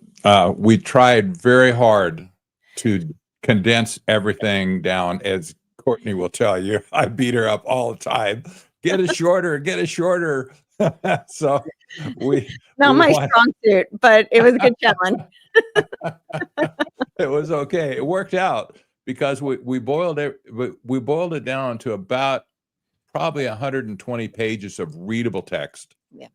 That was really an incredible achievement, in my opinion, because we could have waxed eloquent all over the place. Yeah. But that's not what people want and need right now. They need short, easy to read stuff. Get to the point. Don't overdo it. And I think we've really hit a home run at this point. Yeah. Part of the challenge was that it's happening so fast. We kept like messaging each other like, wait, do we need to add this? Do we need to add this? Like, this just happened. Wait, do we add this? It was hard to keep up. Well, no, as an example, I was when I was reading this, so there was a section in there talking about how, RFK is pushing wearables as a potential solution so that we won't have to pay for a more expensive Ozempic, and apparently instead we're going to be using the wearables to track the effectiveness of the government-sponsored Ozempic. So, I know. Yeah. As a programmer, I'm sure you will appreciate. I used to be in the programming business. I had a development firm in the 90s and early 2000s, and we used to say the only way to stop a software developer, that's a creative guy, right? Programming is art, they say, or poetry. It really is in some ways. But the only way to stop a programmer is to break his fingers.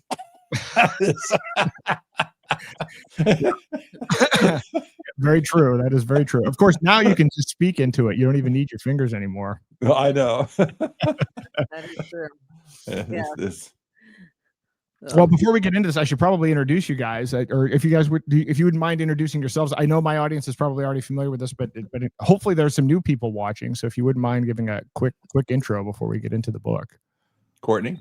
Sure. I'm Courtney Turner. I'm the host of the Courtney Turner podcast. I co-authored this book, The Final Betrayal, A Cautionary Tale, How Technocracy Destroyed America. Although hopefully maybe we can stop that destruction. That was the aim. And I also host the Dangerous Dames. I just finished that with Dr. Lee Merritt. And I have a Substack as well. So I do quite a bit of writing, not as often as I'd like because brevity is not my strong suit. So they tend to be tomes as far as articles go. Like the average is around like 10,000 something words usually. So yeah. And I'm the old guy, right?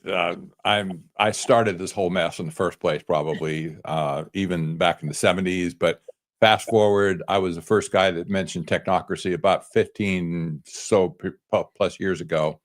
And I've been talking about technocracy ever since. I have written 3 books before this one. This is maybe the final book. I don't know. There might be one more.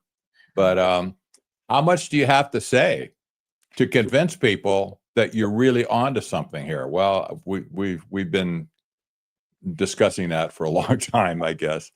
But I'm excited to see what's happening today with all the discussion about technocracy. This is our time has come. That's all I can say. And you some of your people would probably recognize or remember the documentary that was released a few weeks ago, maybe 5 weeks ago or so. There was the first full-blown technocracy documentary in the world. It originated in Europe, actually in the UK. Sorry, I don't want to offend anybody in the UK, but this came out of the UK. And today, I just got a notice from the publisher that they've just crossed 1 million views on YouTube. Yeah, yes, this is amazing video. But people are obviously they're getting it. They're passing it around. They're listening to it more than one time.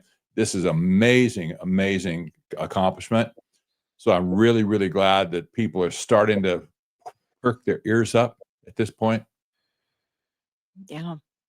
That is very exciting. And I mean, I know when I found your work, I immediately it made sense of the world in a way that otherwise didn't make sense. And, so people are sitting around, oh, it's this group.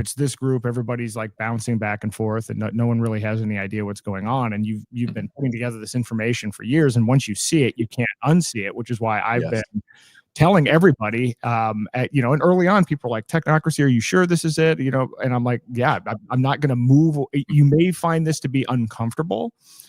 You may like the fact that, Peter Thiel and Elon Musk are not the heroes, are not the Avengers in this story, but it is what it is. And it's very clear and it's historical and it's been going on for almost a century. And so I'm glad people are starting to see it. But based on the title of the book itself, though, Final Betrayal, that it tends to suggest that we don't have a lot of time. Isn't that the truth? Yes. Yes. Anyway, in past tense. So yeah. I'm really picking up on the trend today, even the last month, where people are openly expressing their dismay post the election. The election was on November 2, 2024. Now we're at November 17. And that's 1 year plus. People are getting the idea, something is really wrong here. And this is not just standard breaking of promises. That's always been on the table. Every politician does that. They say stuff, then they don't do it. Okay, this is not that. This is something way beyond that. This is a master betrayal of trust all across the board. I don't care if you're a Republican or a Democrat, doesn't matter. You've all been betrayed in the worst treacherous way that you can imagine. I'll just leave it at that. Courtney can fill in some blanks here. Yeah, I think, certainly this is like coming to, a big reveal at this point.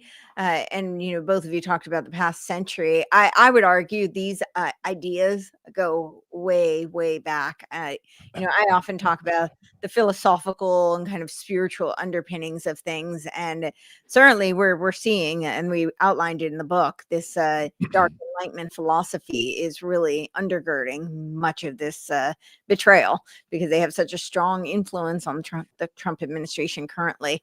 But this idea of creating some sort of a simulacra, I think goes back really millennia. But they didn't have the technology to do so, right? So for those who aren't familiar with the term simulacra, this is just like the best way to think of it is like you have a strawberry, which is, comes from nature, from God's creation, right out of the earth, and it's a real thing, and it's got nutrients, and it's delicious. And then maybe you make strawberry juice, you squeeze it out, you get some of the juice, maybe a little pulp, and it's still got the strawberry in it. It's made from the real thing. Then we want to make candy. Candy sells, and we can, really abundant, and but it doesn't have any strawberry in it. You might call it strawberry. It's like strawberry flavor. It's got the essence of strawberry, but it's not actually strawberry anymore. And I see very much that it's this idea of they want to play God, where they are the architects of reality. And newsflash, that's not how things work. I personally believe there is a reality, and we don't create it.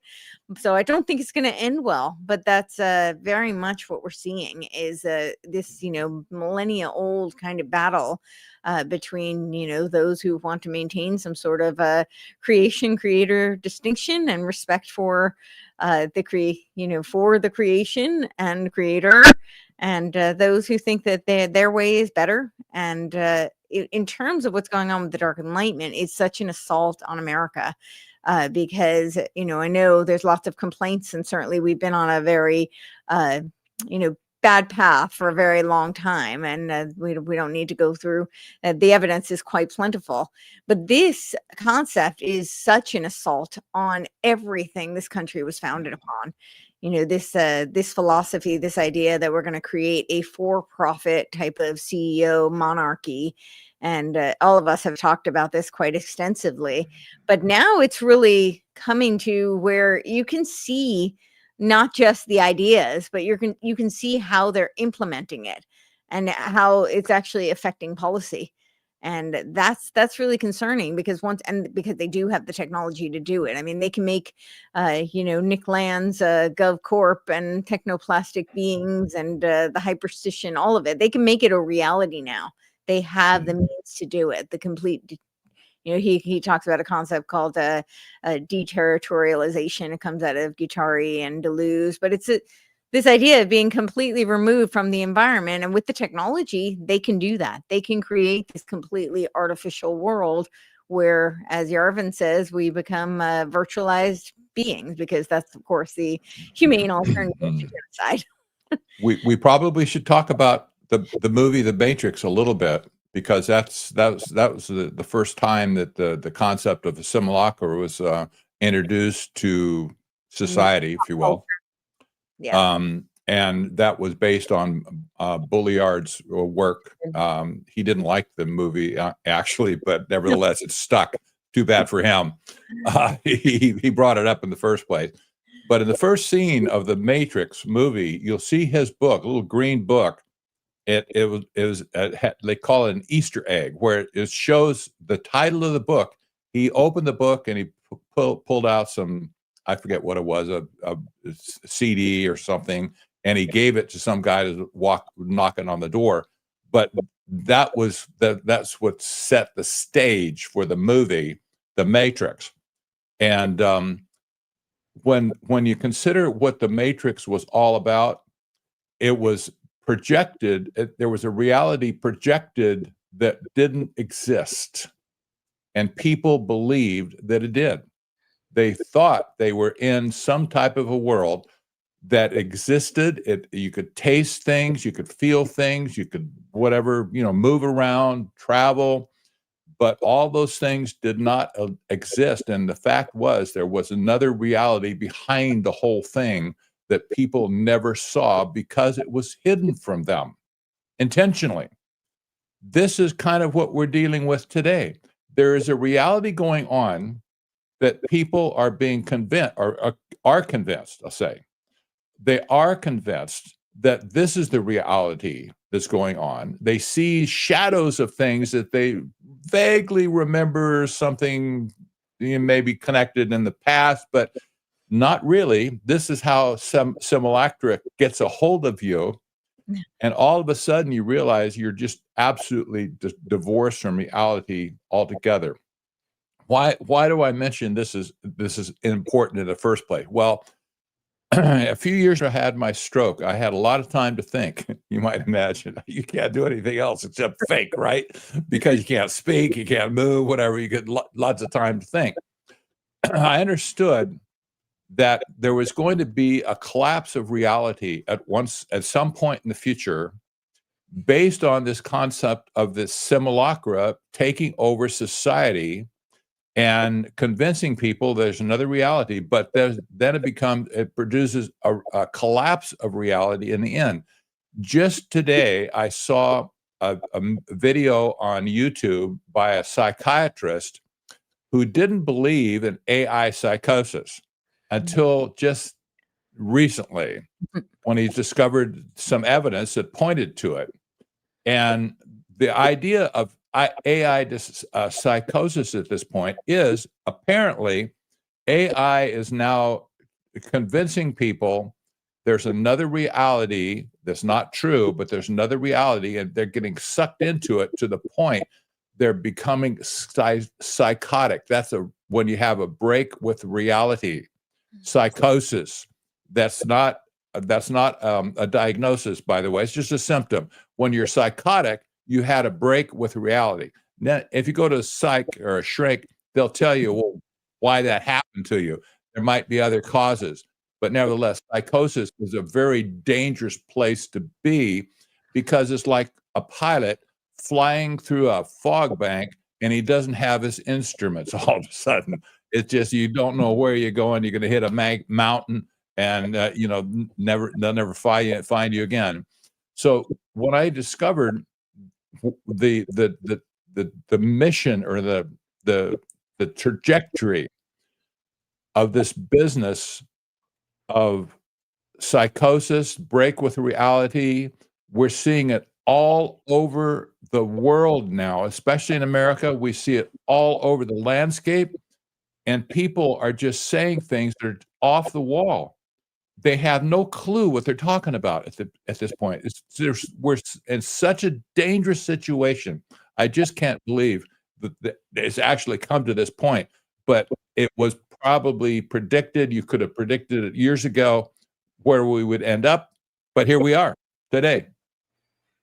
Yeah, and this whole this psychosis, this break with reality, right? They Huxley would talk about this all the time with psychedelic experiences, right? You get that transcendent kind of experience, and you blur the distinction between what's real and what's not, but you think that you've ascended.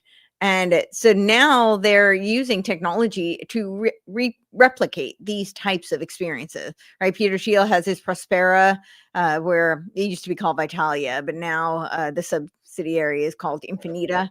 And Vitalia, interestingly enough, the tagline on the website was "a city where death is optional."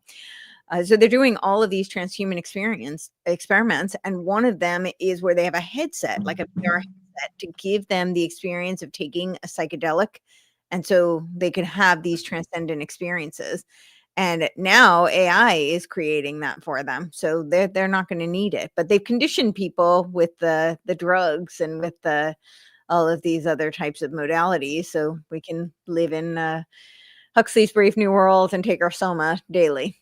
Just exit into the AI virtual reality. Isn't it interesting that Huxley wrote his book, Brave New World, in 1932, the same year that Technocracy was at Columbia University, being created at that point, crystallized, I would say. Crystallized. They were writing down all the facts at that point in a major university, Columbia University. And that book popped out.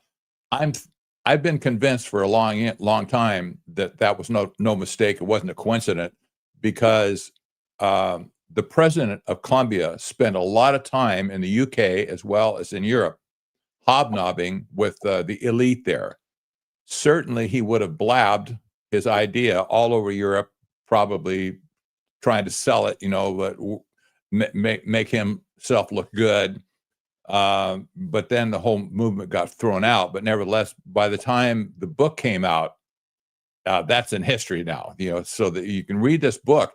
If anybody can get that book for $2 at a used bookstore. Get it, read it. It's short read.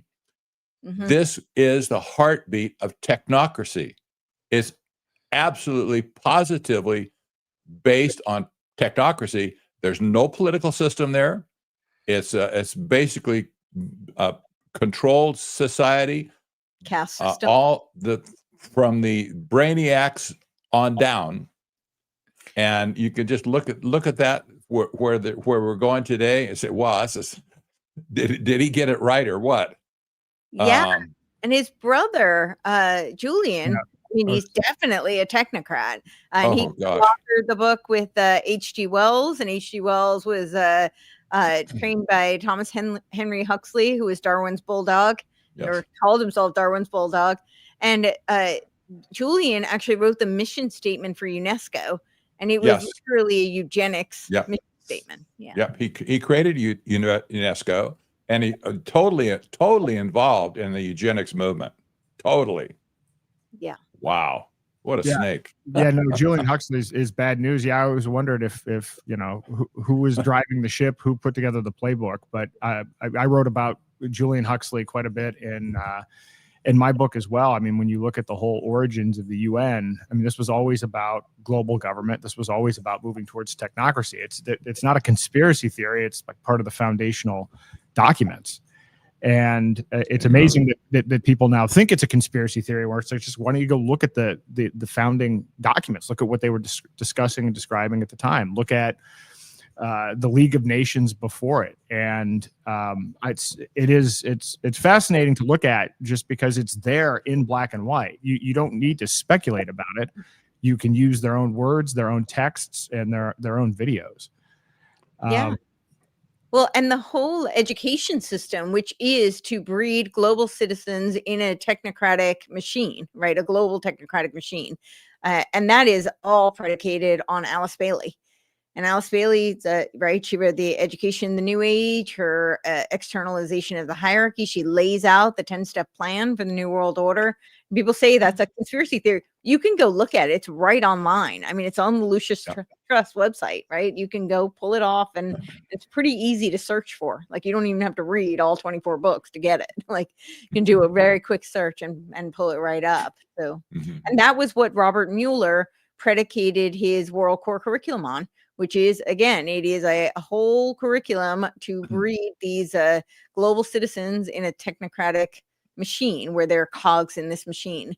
And that was predicated on the works of Alice Bailey. He wrote about it in his 2,000 ideas that became 4,000 ideas. I don't know, it might have become 7,000. He fancied himself quite the visionary. But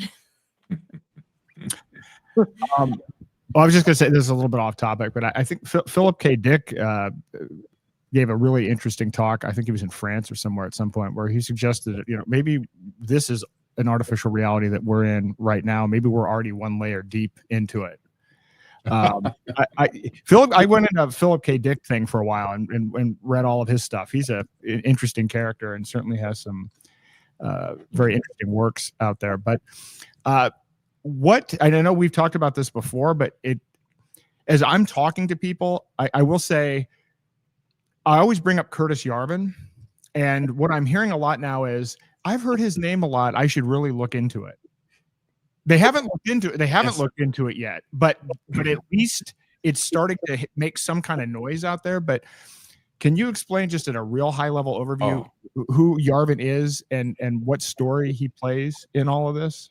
Let me just, I'm let Courtney do that, but let me just tell you, before November 2nd, I guarantee you, nobody, maybe 1 in 10,000 people ever heard the name Curtis Yarvin, much less his philosophy called Dark Enlightenment. We saw a preview of that when Elon Musk trotted out on the stage with a Trump rally and had a black hat on. He says, he had MAGA on it, MAGA, and he said, "I'm dark Gothic MAGA," and everybody cheered, "Yay, Elon! I'm dark MAGA forever." they didn't have a clue what they're saying. But pick it up here. I just tell you, nobody knows. It didn't have a clue at that point what was going on. Nobody. This is why I call it the Great Betrayal, and the final one too. Yeah, unfortunately, I saw a clip on CNN that kind of summed it up, where they were saying how there's this guy, his name is Curtis Yarvin. He's been blogging for like over a decade, but now it's really important because he has such a strong influence on the Trump administration. And I'm sitting here thinking, he's been blogging since 2007. It's almost 2 decades. I mean, we're about to get into 2026 here, but who's counting? Apparently not you. You haven't been paying attention at all. So yeah, he started blogging in 2007, his blog, Unqualified Reservations, and it's quite extensive. He's now blogging under Gray Mirror on his Substack, and I don't really know what Gray Mirror. It just reminds me of Black Mirror, and I do think there's probably some sort of a connection there, but I don't know.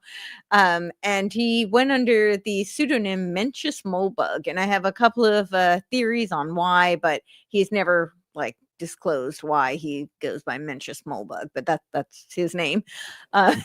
So Curtis Yarvin, writing under Mencius Molebug, this Unqualified Reservations, and he's a very far right character. Although, I mean, I don't really think there's anything kind of conservative. I wouldn't really even say he's a right wing, but that's how they classify him, as very far right.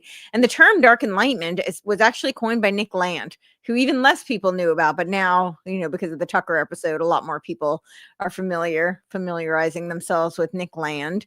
And Nick Land's Dark Enlightenment book that he wrote in 2012 is pretty much a footnote to Curtis Yarvin. The entire book is pretty much just quotes from Curtis Yarvin. But Nick Land has been developing these ideas for even longer, since the early 90s, out of something called the CCRU, the Cybernetic Culture Research Unit, which was part of the philosophy department at Warwick University. He created this division with his partner, Sadie Plant, who was a cyberpunk feminist. And he really developed the concept of accelerationism. So accelerationism could kind of be summed up. It's more extensive than this, but it could be summed up with Mark Zuckerberg's whole philosophy of move fast and break things, and if you're not breaking things, you're not moving fast enough. That's pretty much their philosophy. But Nick Land had this idea that capitalism is this alien force. It's an inhuman force that's going to reach some sort of apocalyptic state. And so we need to use technology to push it to its nth degree so that we reach the apocalypse faster. A lot of these people have this very kind of apocalyptic end times. I mean, you hear from Peter Thiel, it's a different variation, but it's the same kind of concept they're using. And so he believes that we need to use technology, so that we can reach this apocalyptic state that capitalism is doomed to reach anyway. And built upon that is this dark enlightenment concept. So we're going to harness capitalism, and we're going to have dissolutions of a complete, geographical nation states in favor of these kind of what they call, Nick Land calls it GovCorp, which is government corporations, and Curtis Yarvin calls them SovCorps, which is sovereign corporations. But essentially, we'll have a CEO who runs things like a monarchy. He's basically going to be the king of a startup, and it's going to be a for-profit kind of organization. So we are now consumers and customers in this corporation, and it's no longer a nation state.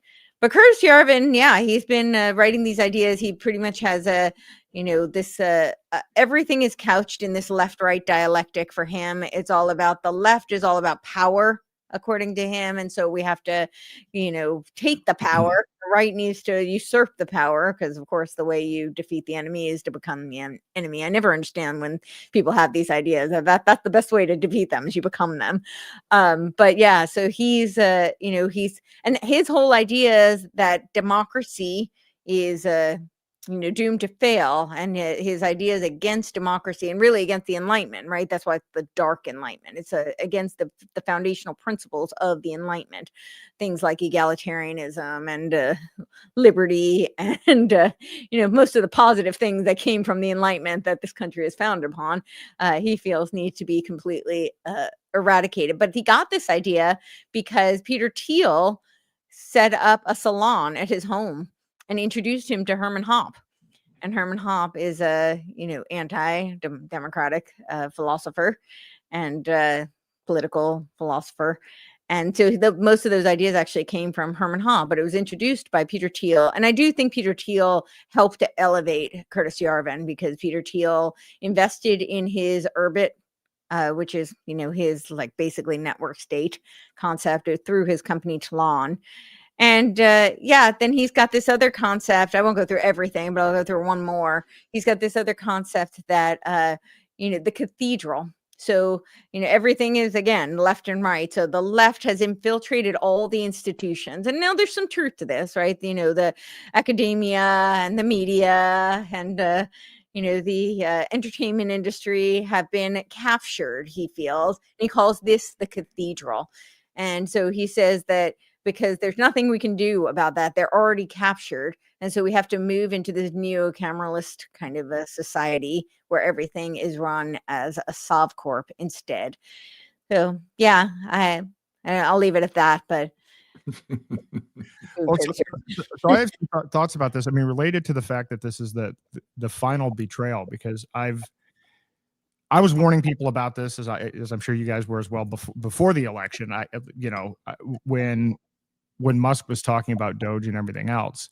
And when it comes to this betrayal, so to me, I think that a lot of people bought into, on the Doge side, the idea that Doge is about efficiency. And if Doge is going to come in and we're going to save money, which is really important because at the time we only had a $37 trillion debt, but that this is exactly what we need. It's us versus the deep state and the administrative state. And finally, people are going to come in and take care of this. And so you mentioned Rage, retire all government employees, Doge. So you have a lot of people that are conservatives, even libertarian-ish. I mean, the libertarian wing, I guess, Liberty Republicans call it, that I believe we're approaching this from the standpoint of this is a populist uprising, the outcome of which will be we're going to fix the bureaucracy and restore the Constitution. And my belief is that that's what the promise was, and that's what a lot of people signed up for, which is completely different than what Yarvin is about. And my view has been their approach is this is what we're talking about here isn't removing bureaucracy, it's replacing the bureaucracy with technocracy. And this is an interim step. And in essence, what we're going to do is we're going to try to embolden and empower the executive as a glide path to technocracy. In my view, this is what I see is am I off on this perception of the betrayal? Nope. I think you got it pretty good. I'll tell you what, the glide path has been very distinct for at least almost 100 years. And when the plane just isn't descending necessarily, you don't sense what's going on. But all of a sudden, when it takes a nosedive, you really start to pay attention. Do you need to reach for the oxygen mask, for instance? We've seen this whole thing has been in writing on the books, if you will, for decades and decades. Let me give you an example. The Marxists hated the technocrats in the 1930s with a passion. I'll read you a part of an article. And they would war with each other because the technocrats had no use for them either. The technocrats didn't like anybody. Basically, they hated all politicians and all capitalism. That was evident. But when the Marxists of that day, there's a big communist movement back then in the 30s and the 40s, huge, actually, bigger than technocracy.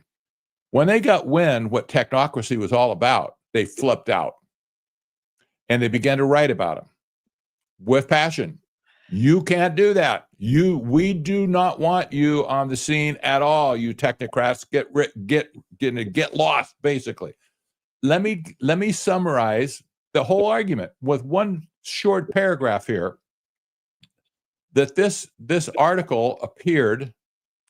I have to set this up there. This article appeared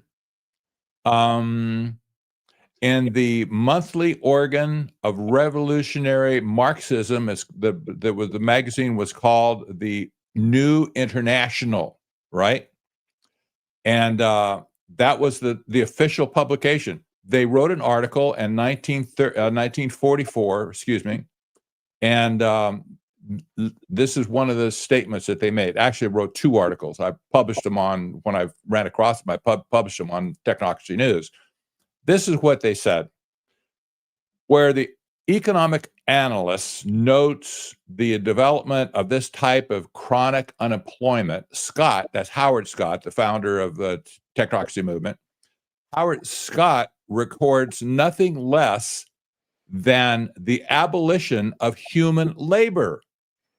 One of the fundamental tenets of technocracy is that labor has become non-essential to society. 1934, 1933, 1944. Really?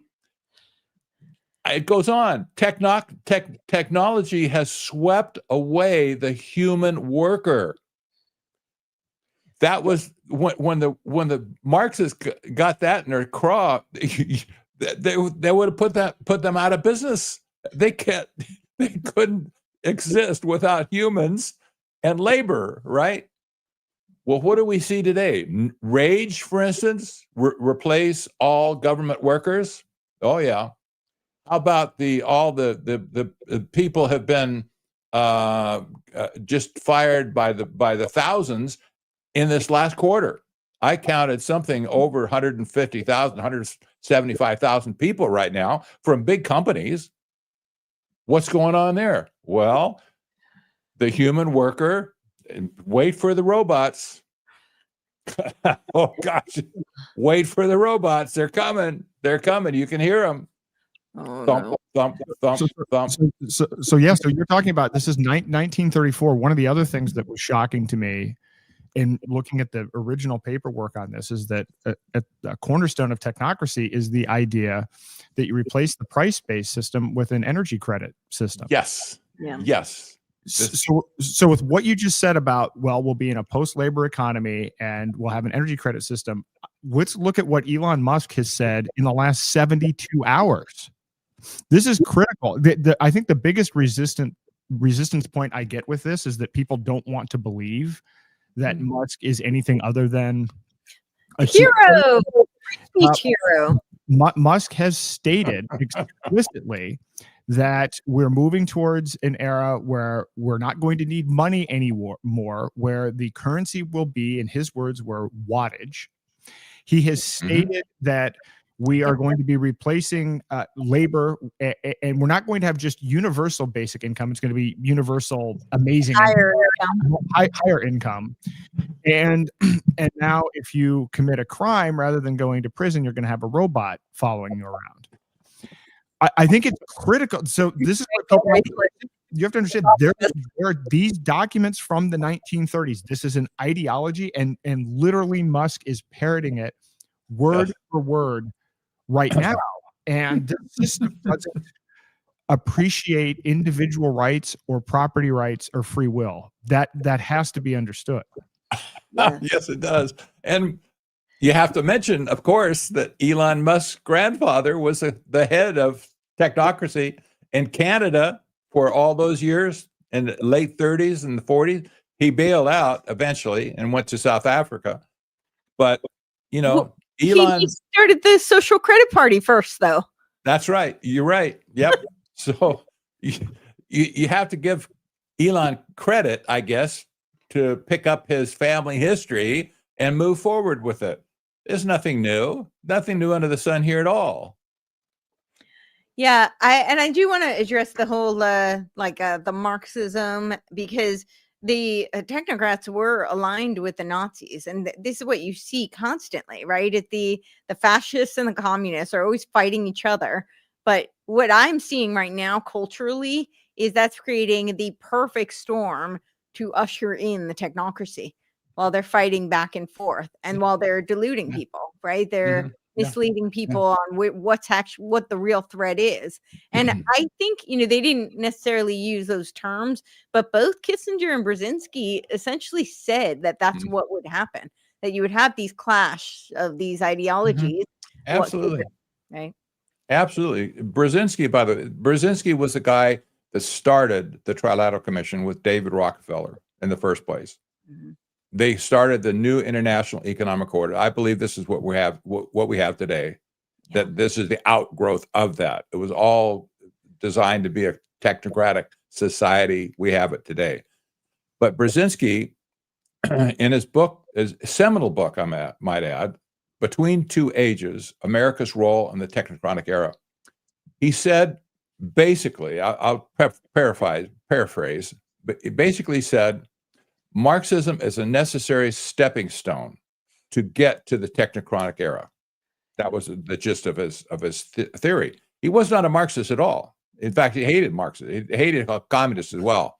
But the concept of using Marxism and its ideations as a hammer to destroy everything else to make way for technocracy, that makes perfect sense to him. At that point, that's exactly what he said. Marxism is going to be a necessary stepping stone to what we have today. And isn't that true? Yeah, absolutely. Yeah. And so I got a copy of the Technocracy. Oh, yes.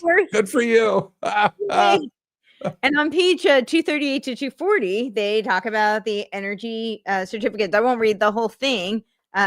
But this last line, he says, tabulation of the information contained on the canceled energy certificates day by day provides a complete record of distribution or a public rate of consumption by commodity, by sex, by regional division, by occupation, by age group.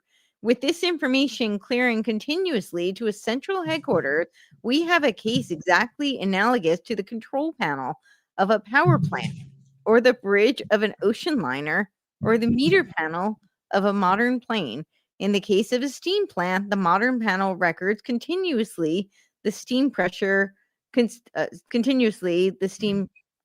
the boilers, the fuel record, the voltage and kilowatt output of the generator, and all other similar pertinent data. It goes on, but I mean, that's exactly what they're doing today. I mean, that's what all this data collection is. Well, so this speaks to something, that also fits into this category of betrayal to me, which is that I think a lot of people ascribe this idea that Trump is somehow playing 5D chess and so forth. And I don't think Trump is playing 5D chess. I don't think Trump is driving this. There was a very interesting section in the book, however, about Peter Thiel. And I think people need to understand. So to put together, when you're reading something from the 1930s, and now we're looking at it 90 years later, and it's like, wow, this is actually happening verbatim. This didn't happen by accident. This happened deliberately, moving a lot of chess pieces over a very extended period of time. This is how we got here. So Trump didn't engineer this. But Peter Thiel, I believe, is playing chess. Do you guys want to talk about that and just give people like a high level overview of this? Because he's somewhat behind the scenes, but man, I'll tell you, I think he may be one of the biggest players out there. I agree. And Courtney wrote that chapter. Hats off to her. But tell him, Courtney, what you found out. Yeah, so he is actually a chess master. So yeah, he definitely, I think if somebody's playing 5D or 10D chess, then it's probably Peter Thiel. And it was Pat's idea to do it as like a set of rules, because he has all these rules. And I think that was genius. So he's written about, like in his 0 to 1 book, he's talked about a lot of his various ideas. And so his rules that he has. And so you can see them very much like he's, doesn't believe in competition. Most people don't believe in competition. You think they're thinking, like omni win, win, win. But no, he means you have to dominate. He does not enter into anything unless he's sure that he's going to have a complete monopoly over it. And we see that with every company he's ever done. I think, a lot of people call Trump a kingmaker. I would argue Peter Thiel is a kingmaker. And we certainly see this with Vance. I think he put in one of the largest sums into any kind of a race, and it was his Senate race. $15 million is a tremendous amount just for somebody's Senate race. I really think he's behind Curtis Yarvin. I think there's other forces behind Yarvin as well. Somebody in your chat was saying that the captured left is the communists still being directed by Russia, who is Curtis Yarvin is working for. I actually think that there might be some truth to that, quite honestly. He's aligned with a lot of those forces. That doesn't mean that the, technocracy isn't the goal, just as you just said, Brzezinski had, stated. And I do think so, but it still would behoove them to have America fall to this kind of a system, which, would give them some sort of leverage. And it's aligned in a lot of other ways. And you see this with now Nick Land is doing the whole circuit constantly with Alexander Dugin. I mean, if that doesn't indicate any alarm bells to anyone, it probably should. But yeah, I think he's very much the architect of a lot of what we're seeing currently. You sent an interesting article today, which I didn't have a chance to read yet, about his mentor, because a lot of people say that to me all the time. They're like, well, you think that Peter Thiel is the king puppet master. And I don't. I have a lot of, speculation about who is pulling strings on him. But I always say that, when you start dealing in the speculative realm, you can't cut those strings because you can't see them. So I like to deal with things that we have personal agency, and the strings that we can see, we have a chance to possibly cut. So that's really the realm I like to deal with, because people are so far removed from reality anyway. And people get caught up in a lot of salacious type of speculation. I'm not saying there's no merit to any of that. We can't do anything about it. It just becomes entertainment, right? So really, when you deal with things that we can see and things that we have some agency over, and Peter Thiel, we know exactly what he's doing because he's been doing it for a very long time. So, yeah. Sorry. Well, this is part of the point of putting together the Technocracy Atlas, is that we can start to actually map all of this, because there's so many people and so many different relationships that the best way to expose it is to just diagram it. Because the article that I sent over today suggests that this guy, Gilman Louis, has some significant pull. He's in charge of InQtel, which is the CIA venture capital department. And, so I guess he's been pretty instrumental in connecting Thiel and Karp and others with the CIA and others. And so it doesn't mean, again, he's not necessarily the guy pulling the strings, but it is interesting you can follow the money and you can actually start to figure out what's going on here. And it doesn't tell a good story. I've never yet been in a situation where more information revealed positive intent and that, oh, hey, this was all just some big misunderstanding. It turns out that it doesn't usually break that way. Exactly. We need to examine this guy, Gilman Louis, very, very carefully, because he's been a sleeper, if you will. I think so. He was the founder of InQtel. Hands out, hands down, everybody says that he was the guy that actually pulled the trigger. However, there was other people involved, industrialists, big-time industrialists like Lockheed Martin and industrial firms like that. So there was something going on with InQtel. Why did the CIA have to have a venture capital company in the first place? Well, when that basically, in my opinion, that was just to seed the intellectual development of technology, and it did a great job. But they could do it openly. CIA and just kind of bury it behind the the curtain. Well, it's just business and as usual. TIA, the Total Information Awareness, right? Yes. That got shut down, but that was seeded by In-Q-Tel, and that was a lot of beta testing. And of course, I think we saw a lot of the fruits of that beta testing once after 9/11, and they executed the Patriot Act, which co-authored by Biden and was well underway for a long time, but then they had an excuse to roll it out.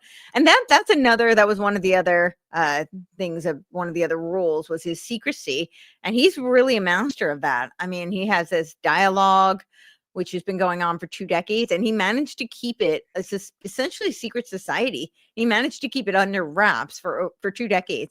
I mean, most people can't do that. That's actually pretty impressive. And then his his whole Antichrist series that he did with Act 17, and he kept that. I mean, we don't have any video footage that leaked, but we do have a Washington Post article that was leaked, and there was a girl. I don't know if she's the one who leaked it to the Washington Post, but there was a girl who got kicked out midway. Yes. Because she was leaking. I mean, that's.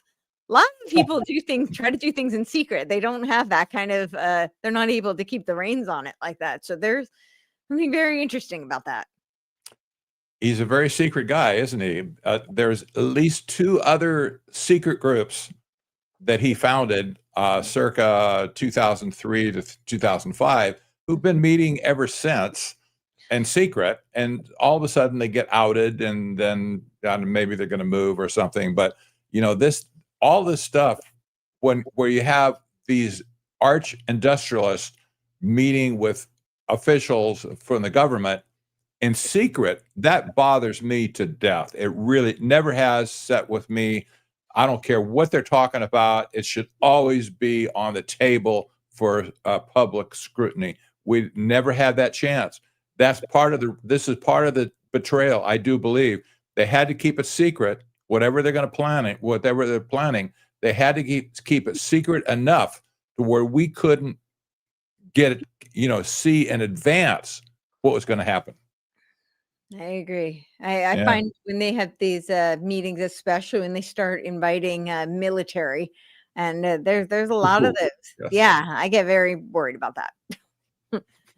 Well, it's worrisome, but then I mean, you can start to trace, and this goes to the final betrayal aspect of this. To me, what I've been floored by is, we have Real ID, which 60% of Americans already have, and it's digital, increase in more and more states. 12 states, I think now, 20 more coming soon. We have the Genius Act, which is tokenizing fiat, so it's giving you digital programmable money. Worse than that is the Clarity Act. They're tokenizing all of the other assets, including our national assets, and this is tied into people like Howard Lutnick that are directly involved with the administration and are personally profiting from it. But I think the section of the book that I've found the most fascinating, just because I follow tokenization, but it's this line between the new international economic order and then what is going on globally with tokenization. And then related to this is this how that ties into Sharia law. That to me was a fascinating arc that I had not tracked that. And that kind of blew my mind. Do you want to talk about that a bit? Because I think people have no idea what the implications are here. I know. I'll let you take that away. Oh boy, I'll tell you what, this is a can of worms for sure, in my opinion, because of all of the cozy going on with President Trump and all these countries in the Mideast, like Qatar. Qatar is going to establish a facility in Idaho at a military base. What? To train their own pilots, and he's soliciting. Well, actually, isn't MBS in the United States even now? I think he's on a tour to visit the president. That's the premier of Saudi Arabia, with great pomp and circumstance, I'm sure. What's going on with this cozy relationship all of a sudden? Well, most people never listen to all of the conferences going on in the Mideast with fintech, in particular, financial technologies. Exactly what I'm talking about. Financial technologies, that includes blockchain and other types of payment systems and other technologies, transmission, etc. Well, the Middle East in general has stuck their flag into the fintech world because it gives them a way to process their Sharia finance system that's all asset based. They don't allow any debt in their country. That's not part of the economic system. No debt at all. So it just turns out that tokenization suits them just wonderfully. And they want to be the leader in fintech. They said this so many times over the last 5-6 years, and they're doing it right now. So what's going on with fintech in America right now, with this new currency system, payment system, as well as asset-based system that's being erected right before our eyes, thanks to Trump and the tech bros. Well, it appears that the architecture that they're implementing here is compatible with the architecture of the system in Saudi Arabia, for instance, in Qatar, and the UAE. Well, are they thinking that they're going to flip from a debt-based economic system in America and flip into an asset-based system where it will loosely model, perhaps, or at least be compatible with a financial system that the UAE, for instance, is already proposing with fintech? This seems to me to be a natural, and it would also explain why President Trump has solicited all this money from them, because at some point our system is going to be compatible with theirs. Well, you have to remember they represent 1.2 billion people. That's a lot of people. So that, a major population group that's already embedded with an asset-based economic system. What would that mean from America? Well, there's lots of innuendos, but I'll tell you what, one thing that really sticks in my mind is the catchphrase that the WAF came up with before you'll own, by 2030, you'll own nothing and you'll be happy. You won't be, I don't think you'll be happy, but nevertheless, they saw the end of private property at some point in time, where the private property is going to be subverted into some other entity, maybe a sovereign wealth fund like they have in Saudi Arabia and Qatar, for instance. Maybe not, but you see these the locks, the tumblers, and the locks are kind of, you can hear them or see them, getting together, and all of a sudden, boom, something's going to click at some point. It does seem that way. Then there is also, I looked up actually the secret groups that Thiel has been doing, and there's a connection here, because one of them, it's not very secret anymore, but it's still hard to find too much information on it, is Rockbridge. Yes. And Rockbridge is connected to 1879 Capital, Kirk and Malik, right? So there is a connection there. I'll just, before you go on with that, I'll just read them in case people are interested. There's Dialogue, which we talked about, Rockbridge, which I outlined a bit of Rockbridge also in my Phoenix Conspiracy article. There's Per Aspera Policy, which I have actually never heard of. And it's a dark money group tied to Thiel that has steered hundreds of thousands of dollars into political campaigns while keeping its donors secret. According to the Kansas City Star, Thiel gave a contribution with 6 figures to Per Aspera Policy. I won't read the rest of it, but Stanford Review dinners for over 30 years. He's maintained, it sounds kind of like the Edge Foundation, right? The billionaires. He's maintained an exclusive relationship with Stanford Review, conservative student newspaper, and he co-founded it in 1987. He continues to host private dinners for the publication's editors, either at his San Francisco home or upscale venues like Sundance Steakhouse in Palo Alto. And then there's more information on that. The Leo Strauss Reading Group, which is very interesting because, he wrote that Straussian moment after it was all about 9/11. And I encourage everybody to read that. It's a pretty short essay, but it really sums up his worldview. So he's participated in his secretive Leo Strauss Reading Group, where he met Michael Anton, prominent conservative writer who later worked in the Trump administration. This intellectual circus focused on political philosopher Leo Strauss.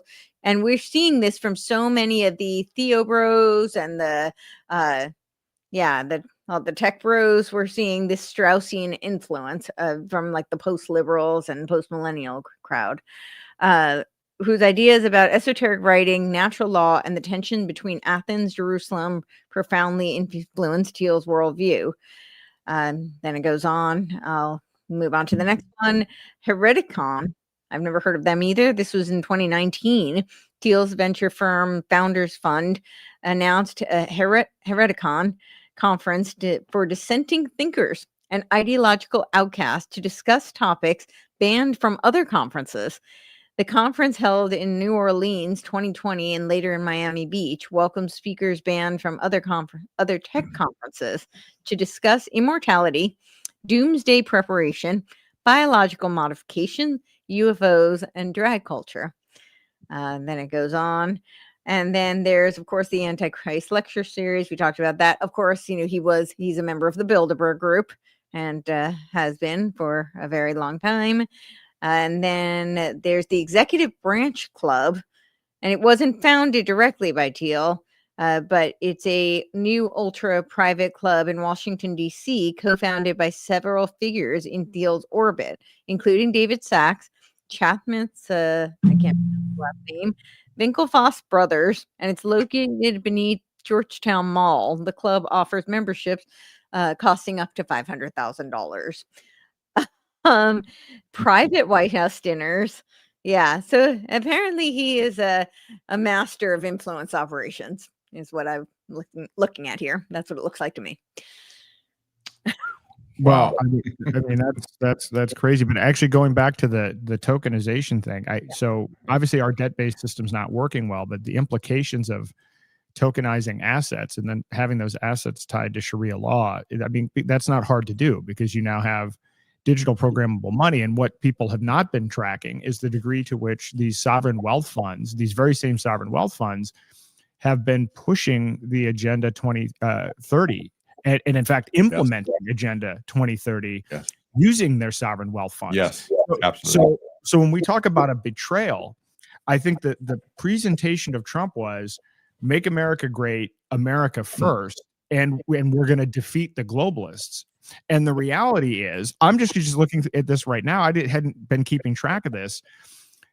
Remember how he went on this big thing where he announced all these big deals? In fact, even like yesterday, he was saying we're bringing trillions of dollars of investment to the United States. Well, let's look at where that money's coming from. $500 billion is Project Stargate, which is OpenAI, Oracle, SoftBank. But let's not forget the UAE is a big player in that. Oh, yes. Saudi Arabia has announced $600 billion in investment. UAE commercial deals and acceleration, 200 billion new plus 1.4 trillion accelerated over 12 years. Qatar, $1.2 trillion. You have other Saudi Arabia, and then you have the Trump organization announcing a $500 million investment into Saudi Arabia real estate. I'm not seeing the America First aspect of this. This should be pretty frightening, though. These are big numbers. Now, by the way, whether any of this will materialize or not, because I remember he made a lot of announcements in his first term about this. And so I went back at some point and did a search and said, hey, whatever happened with that? And it turns out a very small percentage of these announced deals actually go through. But we should be worried about what is even being proposed and what the implications are and how much of this is going into AI and defense. I mean, it's and information sharing. So there's that side of it. The other thing is, I mean, as it relates to Thiel, the more I dig into Palantir, the more concerning it is, and I think the more oblivious people are about it. Most people think of Palantir as, yes, they're involved with defense operations and the CIA, maybe some predictive policing. But what they've done in healthcare is a complete and total takeover. And it is not just in the United States. So here's another one that I'm going to bring up. The whole presentation of this in the context of Make America Great is we have to defeat China. And this is another big part of this. But Operation Stargate is, these are all global technocratic companies that do business in China. So this whole idea that we have to put all of this money in and build a centralized AI model where we're going to win on the basis of AI, when those same companies are working in Europe and with China, makes no sense. This is the active betrayal and the scheme. And I put these memes up because I think it's going to happen. I think you're going to see propaganda that says you have to keep your thermostat up and you have to use less water and you can't mow your lawn because we have to beat the Chinese in AI. And in reality, it's benefiting these technocratic organizations. And so we need to make people aware of what's actually happening here. But Palantir has healthcare data. They have a contract for the entire UK. So they're currently building a data, £330 million contract to build a database on everyone in the UK. And now they're marrying healthcare data in the US with military information. Mm-hmm. And what they're doing, and I talk a lot about these click wrap agreements, but when you dig into this, everybody say, well, my data is protected by HIPAA. Well, actually, governments and insurance companies are covered entities under HIPAA. So the people you don't want to have your data already have your data, but they're able to do these agreements where this provider has an agreement with this provider, and you do 2 hops, and now they have all of the information. And this is essentially what's going on. And Palantir is now working on a startup program for wearables companies where you can get access to the Palantir data platform for free, provided that you share your information. So Palantir is literally collecting all of the healthcare information. And there is very much a plan to use this. They're already talking about predictive modeling. They're already talking about, quote, precision medicine, but this is actively going on right now. And so I've made a statement that has gotten me into a lot of trouble. And because I've made it publicly several times, you can either be MAHA or for medical freedom, but not both. What do you think about that in the context? I'll say that. I'll join you. Absolutely. This is what's happening. It's not about freedom at all. It's about digital slavery. Yeah, I would absolutely agree. Well, and in the name, right? So RFK Jr. said that part of MAHA is MABA, Make America Biotech Accelerate. And I keep harping on this because he actually said the quiet part out loud. I mean, he's talking about accelerationism, and that's literally in that acronym, Make America Biotech Accelerate. And this is all part of that whole wearables initiative. He explicitly said that, which is part of the Internet of Wearables, which is tied to the Internet of Things, to the Internet of Everything, which will eventually be tied to the Internet of Nanobio Things. I mean, they've laid that out, those plans pretty explicitly. And I also wanted to just say, when you're talking about the whole the data collection that Palantir is doing, so currently we already have this. Part of the reason why we have this whole system, this allopathic system where doctors are, they look up a code and then they decide what pill to give you, is because everything is done by code, and that is all stored, right? All that data is collected and it's done through code. This is where all of your medication, all of your diagnoses, and there's a company called Maximus that does a lot, like all of Obamacare. That infrastructure was done through Maximus, and so now they're moving this over into this the wearables, where Palantir is going to be collecting it. I have a feeling they will merge, and I do think that I think through Foundry is probably going to be the lynch point where they merge. I don't know. That's my suspicion, but I do see that they will probably partner up and work together. Yeah. You bet. So this information has to get out there. To me, this has been something I've been talking to a lot of medical freedom people. I feel horrible about this because, I mean, I even think back of some of the early people that were involved in the vaccine issue like 40 years ago or whatever. And they ended up, the bone they were thrown was, we're going to have a vaccine liability shield. So they went thinking government was going to help, and they actually got a vaccine liability shield, which made things a lot worse. I feel like the same thing is going on in real time.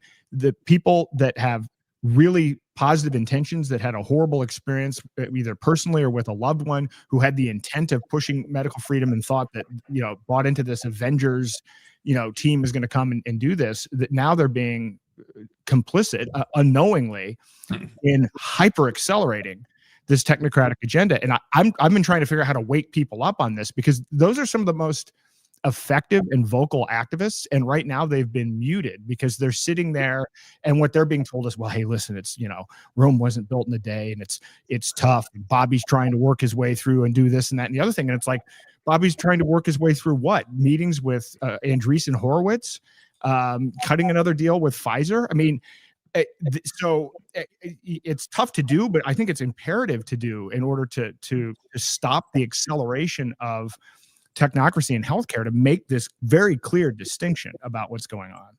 He and Shanahan were huge proponents of AI precision medicine. And before Trump got into office, I was, trying to sound the alarm about that I was like, I love the slogan, MAHA. I mean, who could argue with Make America Healthy Again? I started this in the medical freedom space. I mean, that's, my entree to all of this. So I was really, really passionate about it. And I'm all on board with getting rid of seed oils, getting rid of all the pesticides and the fake food and the big pharma push. Like, you're never going to hear me argue against any of those initiatives.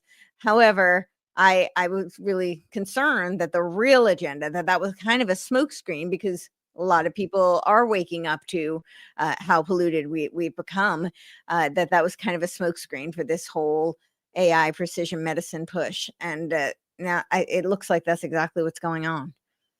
It certainly does. Yeah, I agree. So and he actually said that. Remind everybody that those words came out of his mouth. Yes, you can see that the tweet. MABA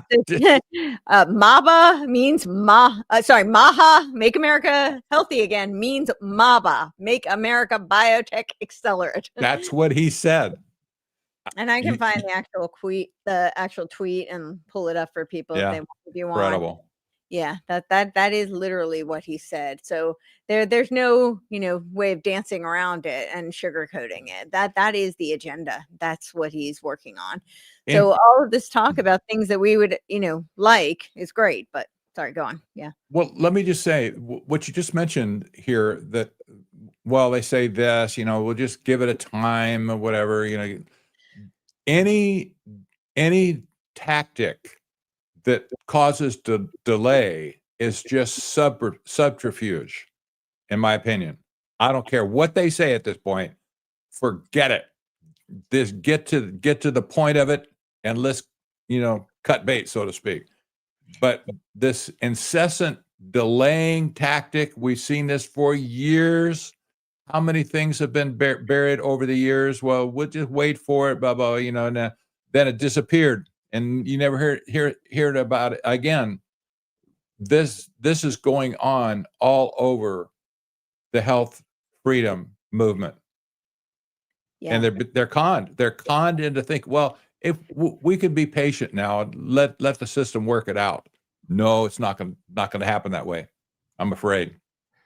No, and now there's another narrative forming, and the narrative forming is that, well, you have all these great people that had great intentions, but they're being gummed up internally. I saw Casey Means or Callie Means.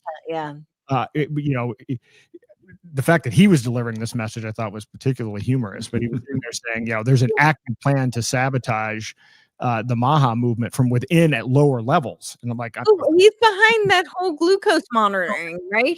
I know. But this is now the new narrative, and this is the new narrative. I'm so sorry. I just have to tell people this. They need to know this. So that glucose monitoring technology, which I'm not saying that, in some cases it could be very helpful for diabetics, and, there are people, there's time and a place. However, the EMF that it releases like into your stream actually causes insulin resistance and has a direct like inverse relationship with your cortisol. So it's you're monitoring it, but you're exacerbating the problem at the same time. So sorry, just yeah. Go on. What a coincidence. You put on the blood glucose monitor and now you have a blood glucose problem. How convenient. Yes. But I think that the tactic here is you know, it's almost like the whole trust the plan thing. I mean, I've come to this conclusion that, you know, once people have been fooled so many times, it's easier to just continue to be strung along, because otherwise you have to face the fact that it was all a lie. And that's a really hard barrier for a lot of people. But I think, but the problem is right now, these medical freedom people are still being silent. They should be the most vocal people about wearables, about MABA, about Palantir Health. Those are the people that should be on the front lines. Those are the people that are the real activists. Those are the people that go out and protest. Those are the people that go out and do the rounds, and they're silent. And they're continuing to be silent because they're buying the next thing. And the new thing is our white hats are in there, but they just need more time, and it's sabotage. And we need their energy, and they need to, you know, extract themselves from this and understand what's going on. I found the quote. It's so the mission to make America healthy again, MAHA, includes MABA, Make America Biotech Accelerate.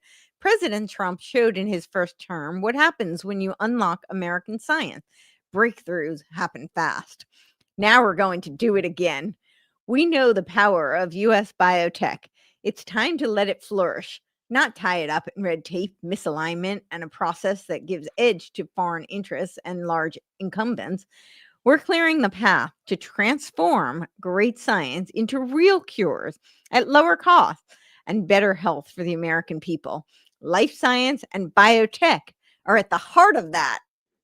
There you have it, folks. So is the assumption here that Pfizer and all of these people are just going to have a 180, and all of a sudden they're going to change their outlook on what their business model is and how they operate? Is this the assumption that's being made? Like, do they have any detail on the plan on how that's going to work? Nah. Yeah, it's going to work to just shove us into the digital gulag. Yeah. That's right. You know, and one of the reasons that health is so central to technocracy, it's always been on the drawing board. They talked about it in the Technocracy study course. You probably have, if you read the book already, you have it there in your hand. Yes. You will see the part about the health of the population. They talk about it incessantly. Well, for whatever reason, they look at us as the resource, as part of the resources of the world. Well, you have cattle in the field, you have trees in the forest, you have oil pumping out of the ground, you have gold mines and that sort of all the resources of the world. You have the animals in the forest. Well, they look at us as just as one other resource on the planet and competition with everything else. That somehow gives them the right to take over our health care, and they're obsessed with it. So when they created this doctrine, it started at the United Nations, I'm sure, but this whole business of One Health, where the ecosystem of the world is equated to the health of human beings, that wrapped everything in one tidy little bundle for them. Oh, now we can manage everything together. We can take into consideration what viruses are floating around and the food that they put in their stomachs, and the things that go wrong with their immune system. All these things play in now to the health of the whole planet. This is crazy thinking, but until you see that big picture, the microcosm of MABA doesn't really make sense. But these people have another overarching goal to manage everything in the world. And we're just part of that. Yep. Yes, literally everything. The land, Yes. you see every aspect of what we do. I mean, you look at the 17 Sustainable Development Goals. This is not a joke. It's not hyperbolic. It's not. It literally is the game plan. And if you don't understand that, then things look like, well, this is just, we're using technology to make things more efficient. You've got to understand the ideology here, or you're going to get lost. That's why I think it's critical that people read this book, but also dig deeper and start learning about technocracy and read Technocracy News, read Courtney's Substack, and then share that information, because it's critical. I see so many people going down rabbit holes. They have good intentions, but they're not looking at the big picture. Like, oh, well, we stopped Fauci, so I guess everything's good. And that's not an accurate assessment of what the agenda is. And it is going so fast that, I've actually summarized it. This last election was about technocracy versus technocracy with resistance versus technocracy without resistance. That was essentially what we ended up with. I don't think we thought that necessarily that was what it was going to be, but we don't have resistance now. This is the problem. All of the people think that they're working within the administration to stop something that's worse than what they think they're stopping. Yes. Let me tell you, there's some glimmers of hope, green shoots, they call them, right? Yeah. For instance, the pushback against data centers across the country is really, really gaining steam all of a sudden. The news media is starting to pick up on the protest, and the actions of city councils across the country. And interestingly, there was a Democrat just recently that it was elected to a statewide position in the first time in 20 years in Georgia. He was elected to sit on the Public Utility Commission, and he ran on this whole business of accelerating energy costs, and people were really complaining about it because they have a lot of them in these data centers in Georgia. Mm-hmm. The public resonated, say, hey, this get this guy, the Democrat, we don't care if he can tap down our energy prices. I think we're going to see a gathering storm, if you will. Probably it's going to be good for the Democrat Party, not because Republicans at this point, they're so brain dead. They don't have a clue. They're opening their arms for these people everywhere, even in Mesa, Arizona, where we have a 100% Republican city council. And these people are just shafting us to death with data centers in the middle of the desert, where we need all our water and energy for the people who live here. They don't care a rip about us. Oh, we're just going to make all these jobs. But what a failure. So it looks to me that there could be big gains in 2026 in the midterm elections for Democrats. But if they can incite the riots, if you will, against data centers, that would really put a chink in their plans. Yes. That would be great. Not necessarily the Democrat win, but I know. And what the big problem will be there after that's all gone. What do we do with the Democrats? Because the cycle is just going to start over again. At least there's resistance, because again, like right now, there's absolutely there's no resistance, and there's not even an acknowledgement of the problem. And I've tried to talk to some Maha people, and actually they don't, when presented with it, they see the argument, but they still are holding out this white knight hope that things are going to be different. It's crazy. And hopefully that changes. Well, I know it's running. I don't know how much time you guys have. I know we're running up near an hour and a half here, but and I know we've got our roundtable in 2 days. But I look forward to that. I was going to say, so let's say you have one final book. That this isn't the final book. Let's say it's How We Stopped Technocracy in America. What does that book look like? Boy, I don't know at this point. I see one thing that concerns people for sure: their pocketbook and their health. Yeah. And you mess with those, you're going to be in trouble. And you say, well, the food budget, stuff, inflation, maybe. But if you think what's going to happen on the slippery slope from here on, capitalism is at risk of being completely wiped out at this point. That's really in the cards. If we don't do something to save it, maybe we shouldn't save it. Who knows? But that at this point, it's going to be really ugly going forward. What the protest will look like, I don't know. I really don't know. Maybe it will come into the health freedom movement. Maybe it'll be all these people who were protesting from these AI data centers that are just raising havoc in their communities and stuff. I don't know.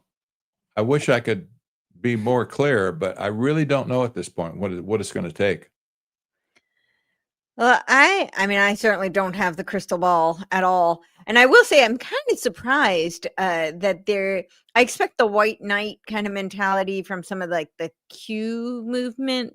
So maybe, but I don't expect that from the health freedom people. I mean, they've always been kind of anti-establishment. So suddenly the politicians are going to save them. A little strange to me. But what I always say is that I feel like the left is really good at the messaging. So they tend to do the brainwashing. They set the narratives. And then I think the right executes a lot of the plans. And that is kind of what we're seeing. So I think a lot of people have been pacified because they've been, now they think that they don't have to do anything because they bought into certain narratives. And meanwhile, things are marching forward quite quickly. In terms of what could be done, if we saw how technocracy ended, that would be great. I really do think it's I'm not a fan of Margaret Mead, but I think she was the one who said that it was a small group. Never underestimate the power of a small group of individuals to change the world, because in fact they are the only ones who ever have. And I do really think there is some truth to that. I think that people need to stop it locally. They need to be involved locally with their community. And we saw with Chaz Chop, they created their own sanctuary. I mean, it was a disaster. I'm not advocating that at all, but we saw that you could create a sanctuary zone. And I think that you can do that in reverse. We could do sanctuary zones where they push back against technocratic encroachments. And they can start with very specific kind of measures. I usually talk about it in terms of like the education and farming, because those are something I've been very active in. Unfortunately, I was active in the state level, and I realized the state is very corrupted as well. I'm not trying to discourage people from getting involved and doing whatever they can, especially if they have a voice and they can have some power. But I think if you took over a county, I mean, you'd have a lot of power, and the sheriff is supposed to be the highest law of the land, right? So, and that could have ripple effect, because a lot of time people don't do anything. They take no action because they don't think they have any power. But if they can see change actually occur, and we saw this in 2020 with the mama bears who stood up against what was happening in the schools, right? So, and they made a difference in a lot of places. So I think that that's really where the hope lies, is it's got to be individuals and then ripple out to communities, and maybe we can create some pockets of not just resistance, but like actual sanctuaries. And yeah. I've always been a fan of a book written by Adam Smith called The Wealth of Nations. I read it when I was a young financial guy in the 70s. I probably should read it again. But he talked about the unseen hand of capitalism, but just generally free market economics. Yep. The unseen hand, the concept was, well, when people act in their self-interest, somehow things just seem to be worked out in the end. And it's sometimes it's a very gentle hand. Sometimes it's maybe a little rough, but we should remember that the potential is there for this hand to turn into a fist, if you will, to knock some people out of society who don't belong there and in policy making positions. I don't know if that's not necessarily immediate hope, but I think I have some faith in the American people that they'll pick up on the concept, not intentionally, I'm sure, but they've never heard of Adam Smith in the first place. But I just make the point: if they ever get in sync with this principle, the unseen hand that's been guiding us for over 200 years at this point, that fist that could, or the hand could get a grip on something, the troublemakers, whatever, and cast them out of a society, and we could be maybe normalized again in some sense. Well, I would speak to the inverse of that is exactly what's happening, right? Because when you talk about how health and their pockets are what impact them, that's because we're wired for survival, right? Yes, so those two things directly impact our survival. And people will say, oh, like, yeah, our selfish needs and wants and whatnot. But no, that's actually the survival of the species. that is how we are wired. We are wired for survival of the species. So yeah, those things actually directly impact us. And when they do, and they're exploiting that, they know that, and that they know that that's why they can use those things to wield power over us, because they can use the fear of those things being, taken away from us, our health and our financial security and stability, which is our livelihood, literally. So I think the reverse could be true as well. We could use that to reverse and push back. Yep, I agree. Yeah, I mean, I think we can create out of it too. We can create alternatives to health. We can create alternatives for financial abundance and so forth outside of the system, which is obviously what I advocate for. But what I will say is, just as an update, which I'm sure you guys saw this, but Bitcoin is not the answer. If people, I know people are still, and I'm going to do a podcast on this on Thursday. I've tried to lay this out several times, but it is now there in black and white. There's direct email documentation showing Jeffrey Epstein directly funding the Bitcoin developers and the change from the narrative from Bitcoin as digital cash to digital gold. It is there in black and white. I wrote an article speculating. I said, here's what we know, here's what we don't know, but it looks pretty suspicious.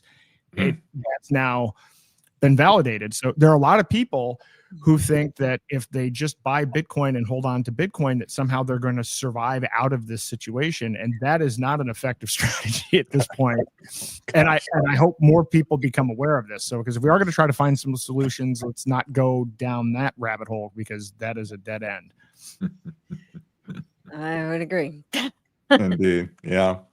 Let me just in closing maybe make a mention of our book and the availability of the book. I've been so frustrated with Amazon as a deliverer of printed books to me.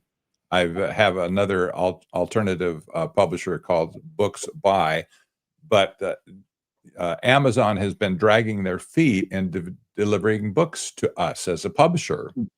Drives me crazy, but they say on their website, oh, you can get it if you buy it from them. You can get it in 1 or 2 days, maybe overnight in certain locations. And so they're kind of chiseling away our sales. I can't get the books in my hand. So we're actually having to drop ship a lot of books at this point. When people order them from us, they'll get there eventually. And I think when the travel ban or the travel stuff, the airlines, that when that normalized a little bit, probably will be supplied better at that point. So if anybody buys a book from Amazon, if they probably will get it in 1 or 2 days, believe it or not. If you got it from me, you're going to get it in 4 or 5 or 6, 7 days. And if you buy it from Books By, you'll get it eventually. But anybody in the world who wants it, they'll ship it for $5. that's a steal. Let me tell you, it really is. When somebody orders a book in Canada for $24.95, the postage is like $50. Crazy. What? Yeah. Crazy. Absolutely crazy. So, I feel for people outside of our country, but don't buy it from me if you're outside of the country, because I got to charge you a whole lot of shipping. You can get delivery from Books By for $5, and apparently anywhere in the world at this point. So I don't know how they do it. I don't care. Is this books.by? Yes. Am I looking at the right thing? Patrick Wood. Books.by and then / Patrick Wood. No period in that, just Patrick Wood. Okay. Yep. So yeah, we'll try it. A lot of people are buying it, and some people don't. If you can believe this, some people don't like Amazon. Wow. That's I say, go for it. Go to Books By and buy the book there. Yep. But Bezos started in his garage. He's the epitome of the American dream. Oh, yes. Yeah. The garage story gets him every time. Yeah. That DARPA garage. Yeah.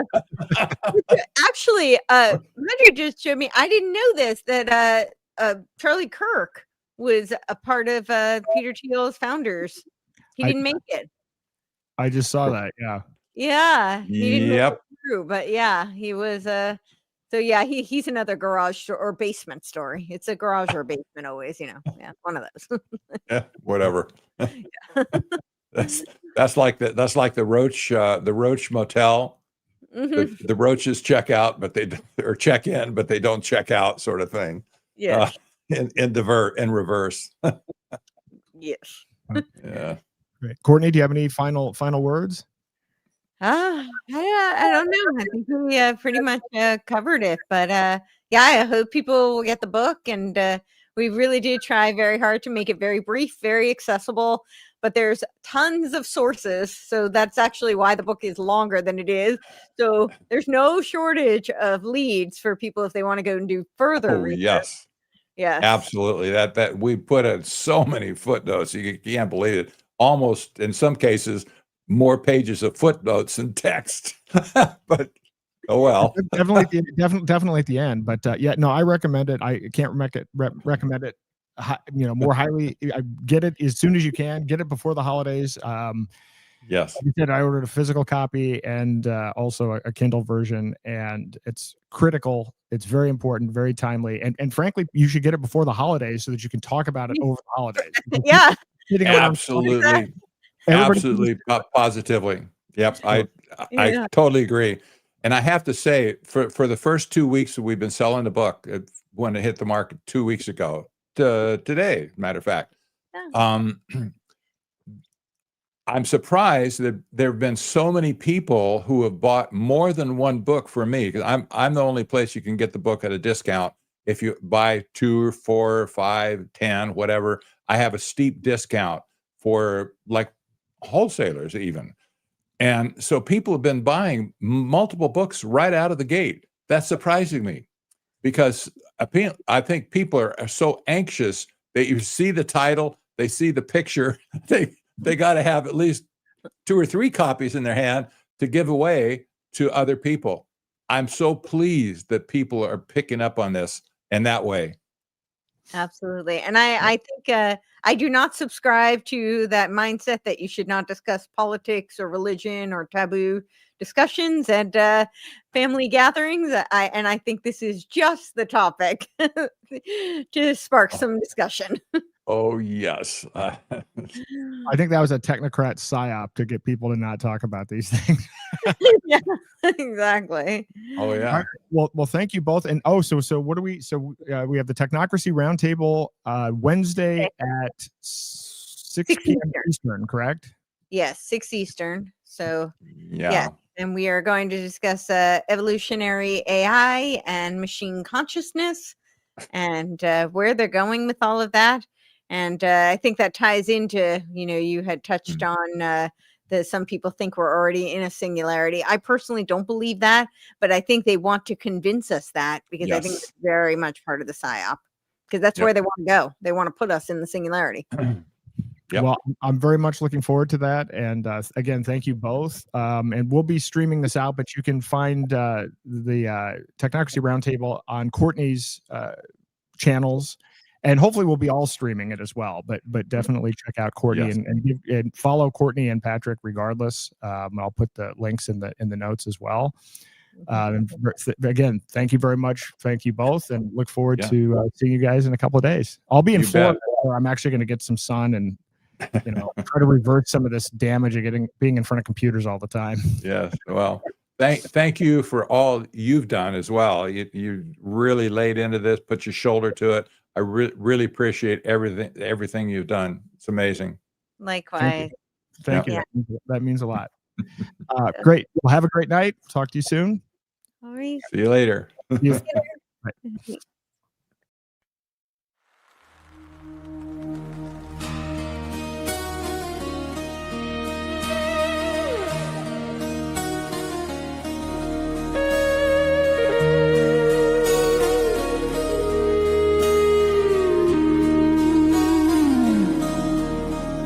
I walk past the men where the cold numbers ring, past the market of mirrors that ask me to sing. A spark in my pocket, a compass of gold says step into daylight and walk on your own.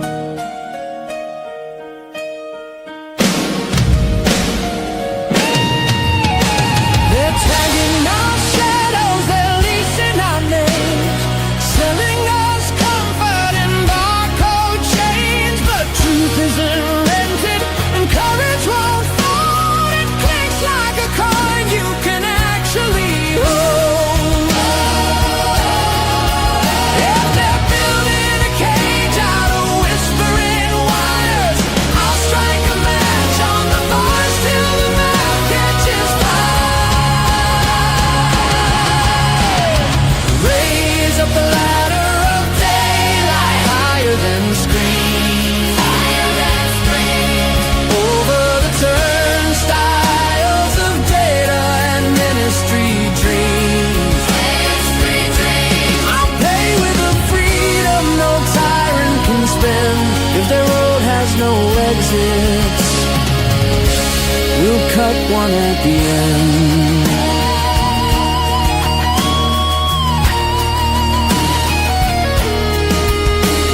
They promised us safety for the price of our breath, a smooth little window that stares us to death. But barter and handshake and steel in the hand still purchase the living they don't understand. When the choir of comply harmonizes my faith, I'll answer with thunder from a sovereign state. Raise up the ladder of daylight higher than screams, higher than screams. Over the turnstiles of data and ministry dreams, ministry dreams. I'll pay with a freedom no tyrant can spend. If the road has no exits, we'll cut one at the end.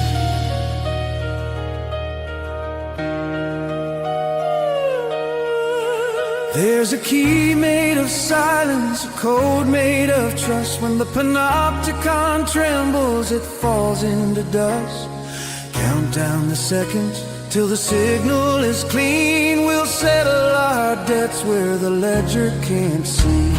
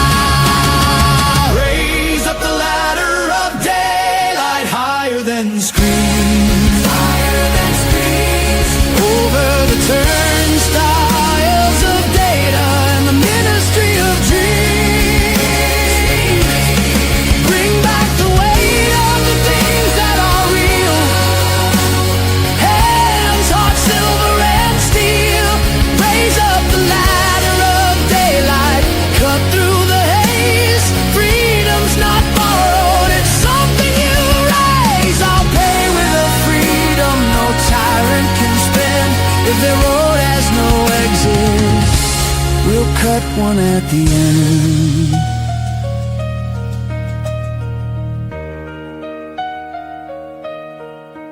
And when morning remembers the names we forgot, we'll be richer in daylight than any day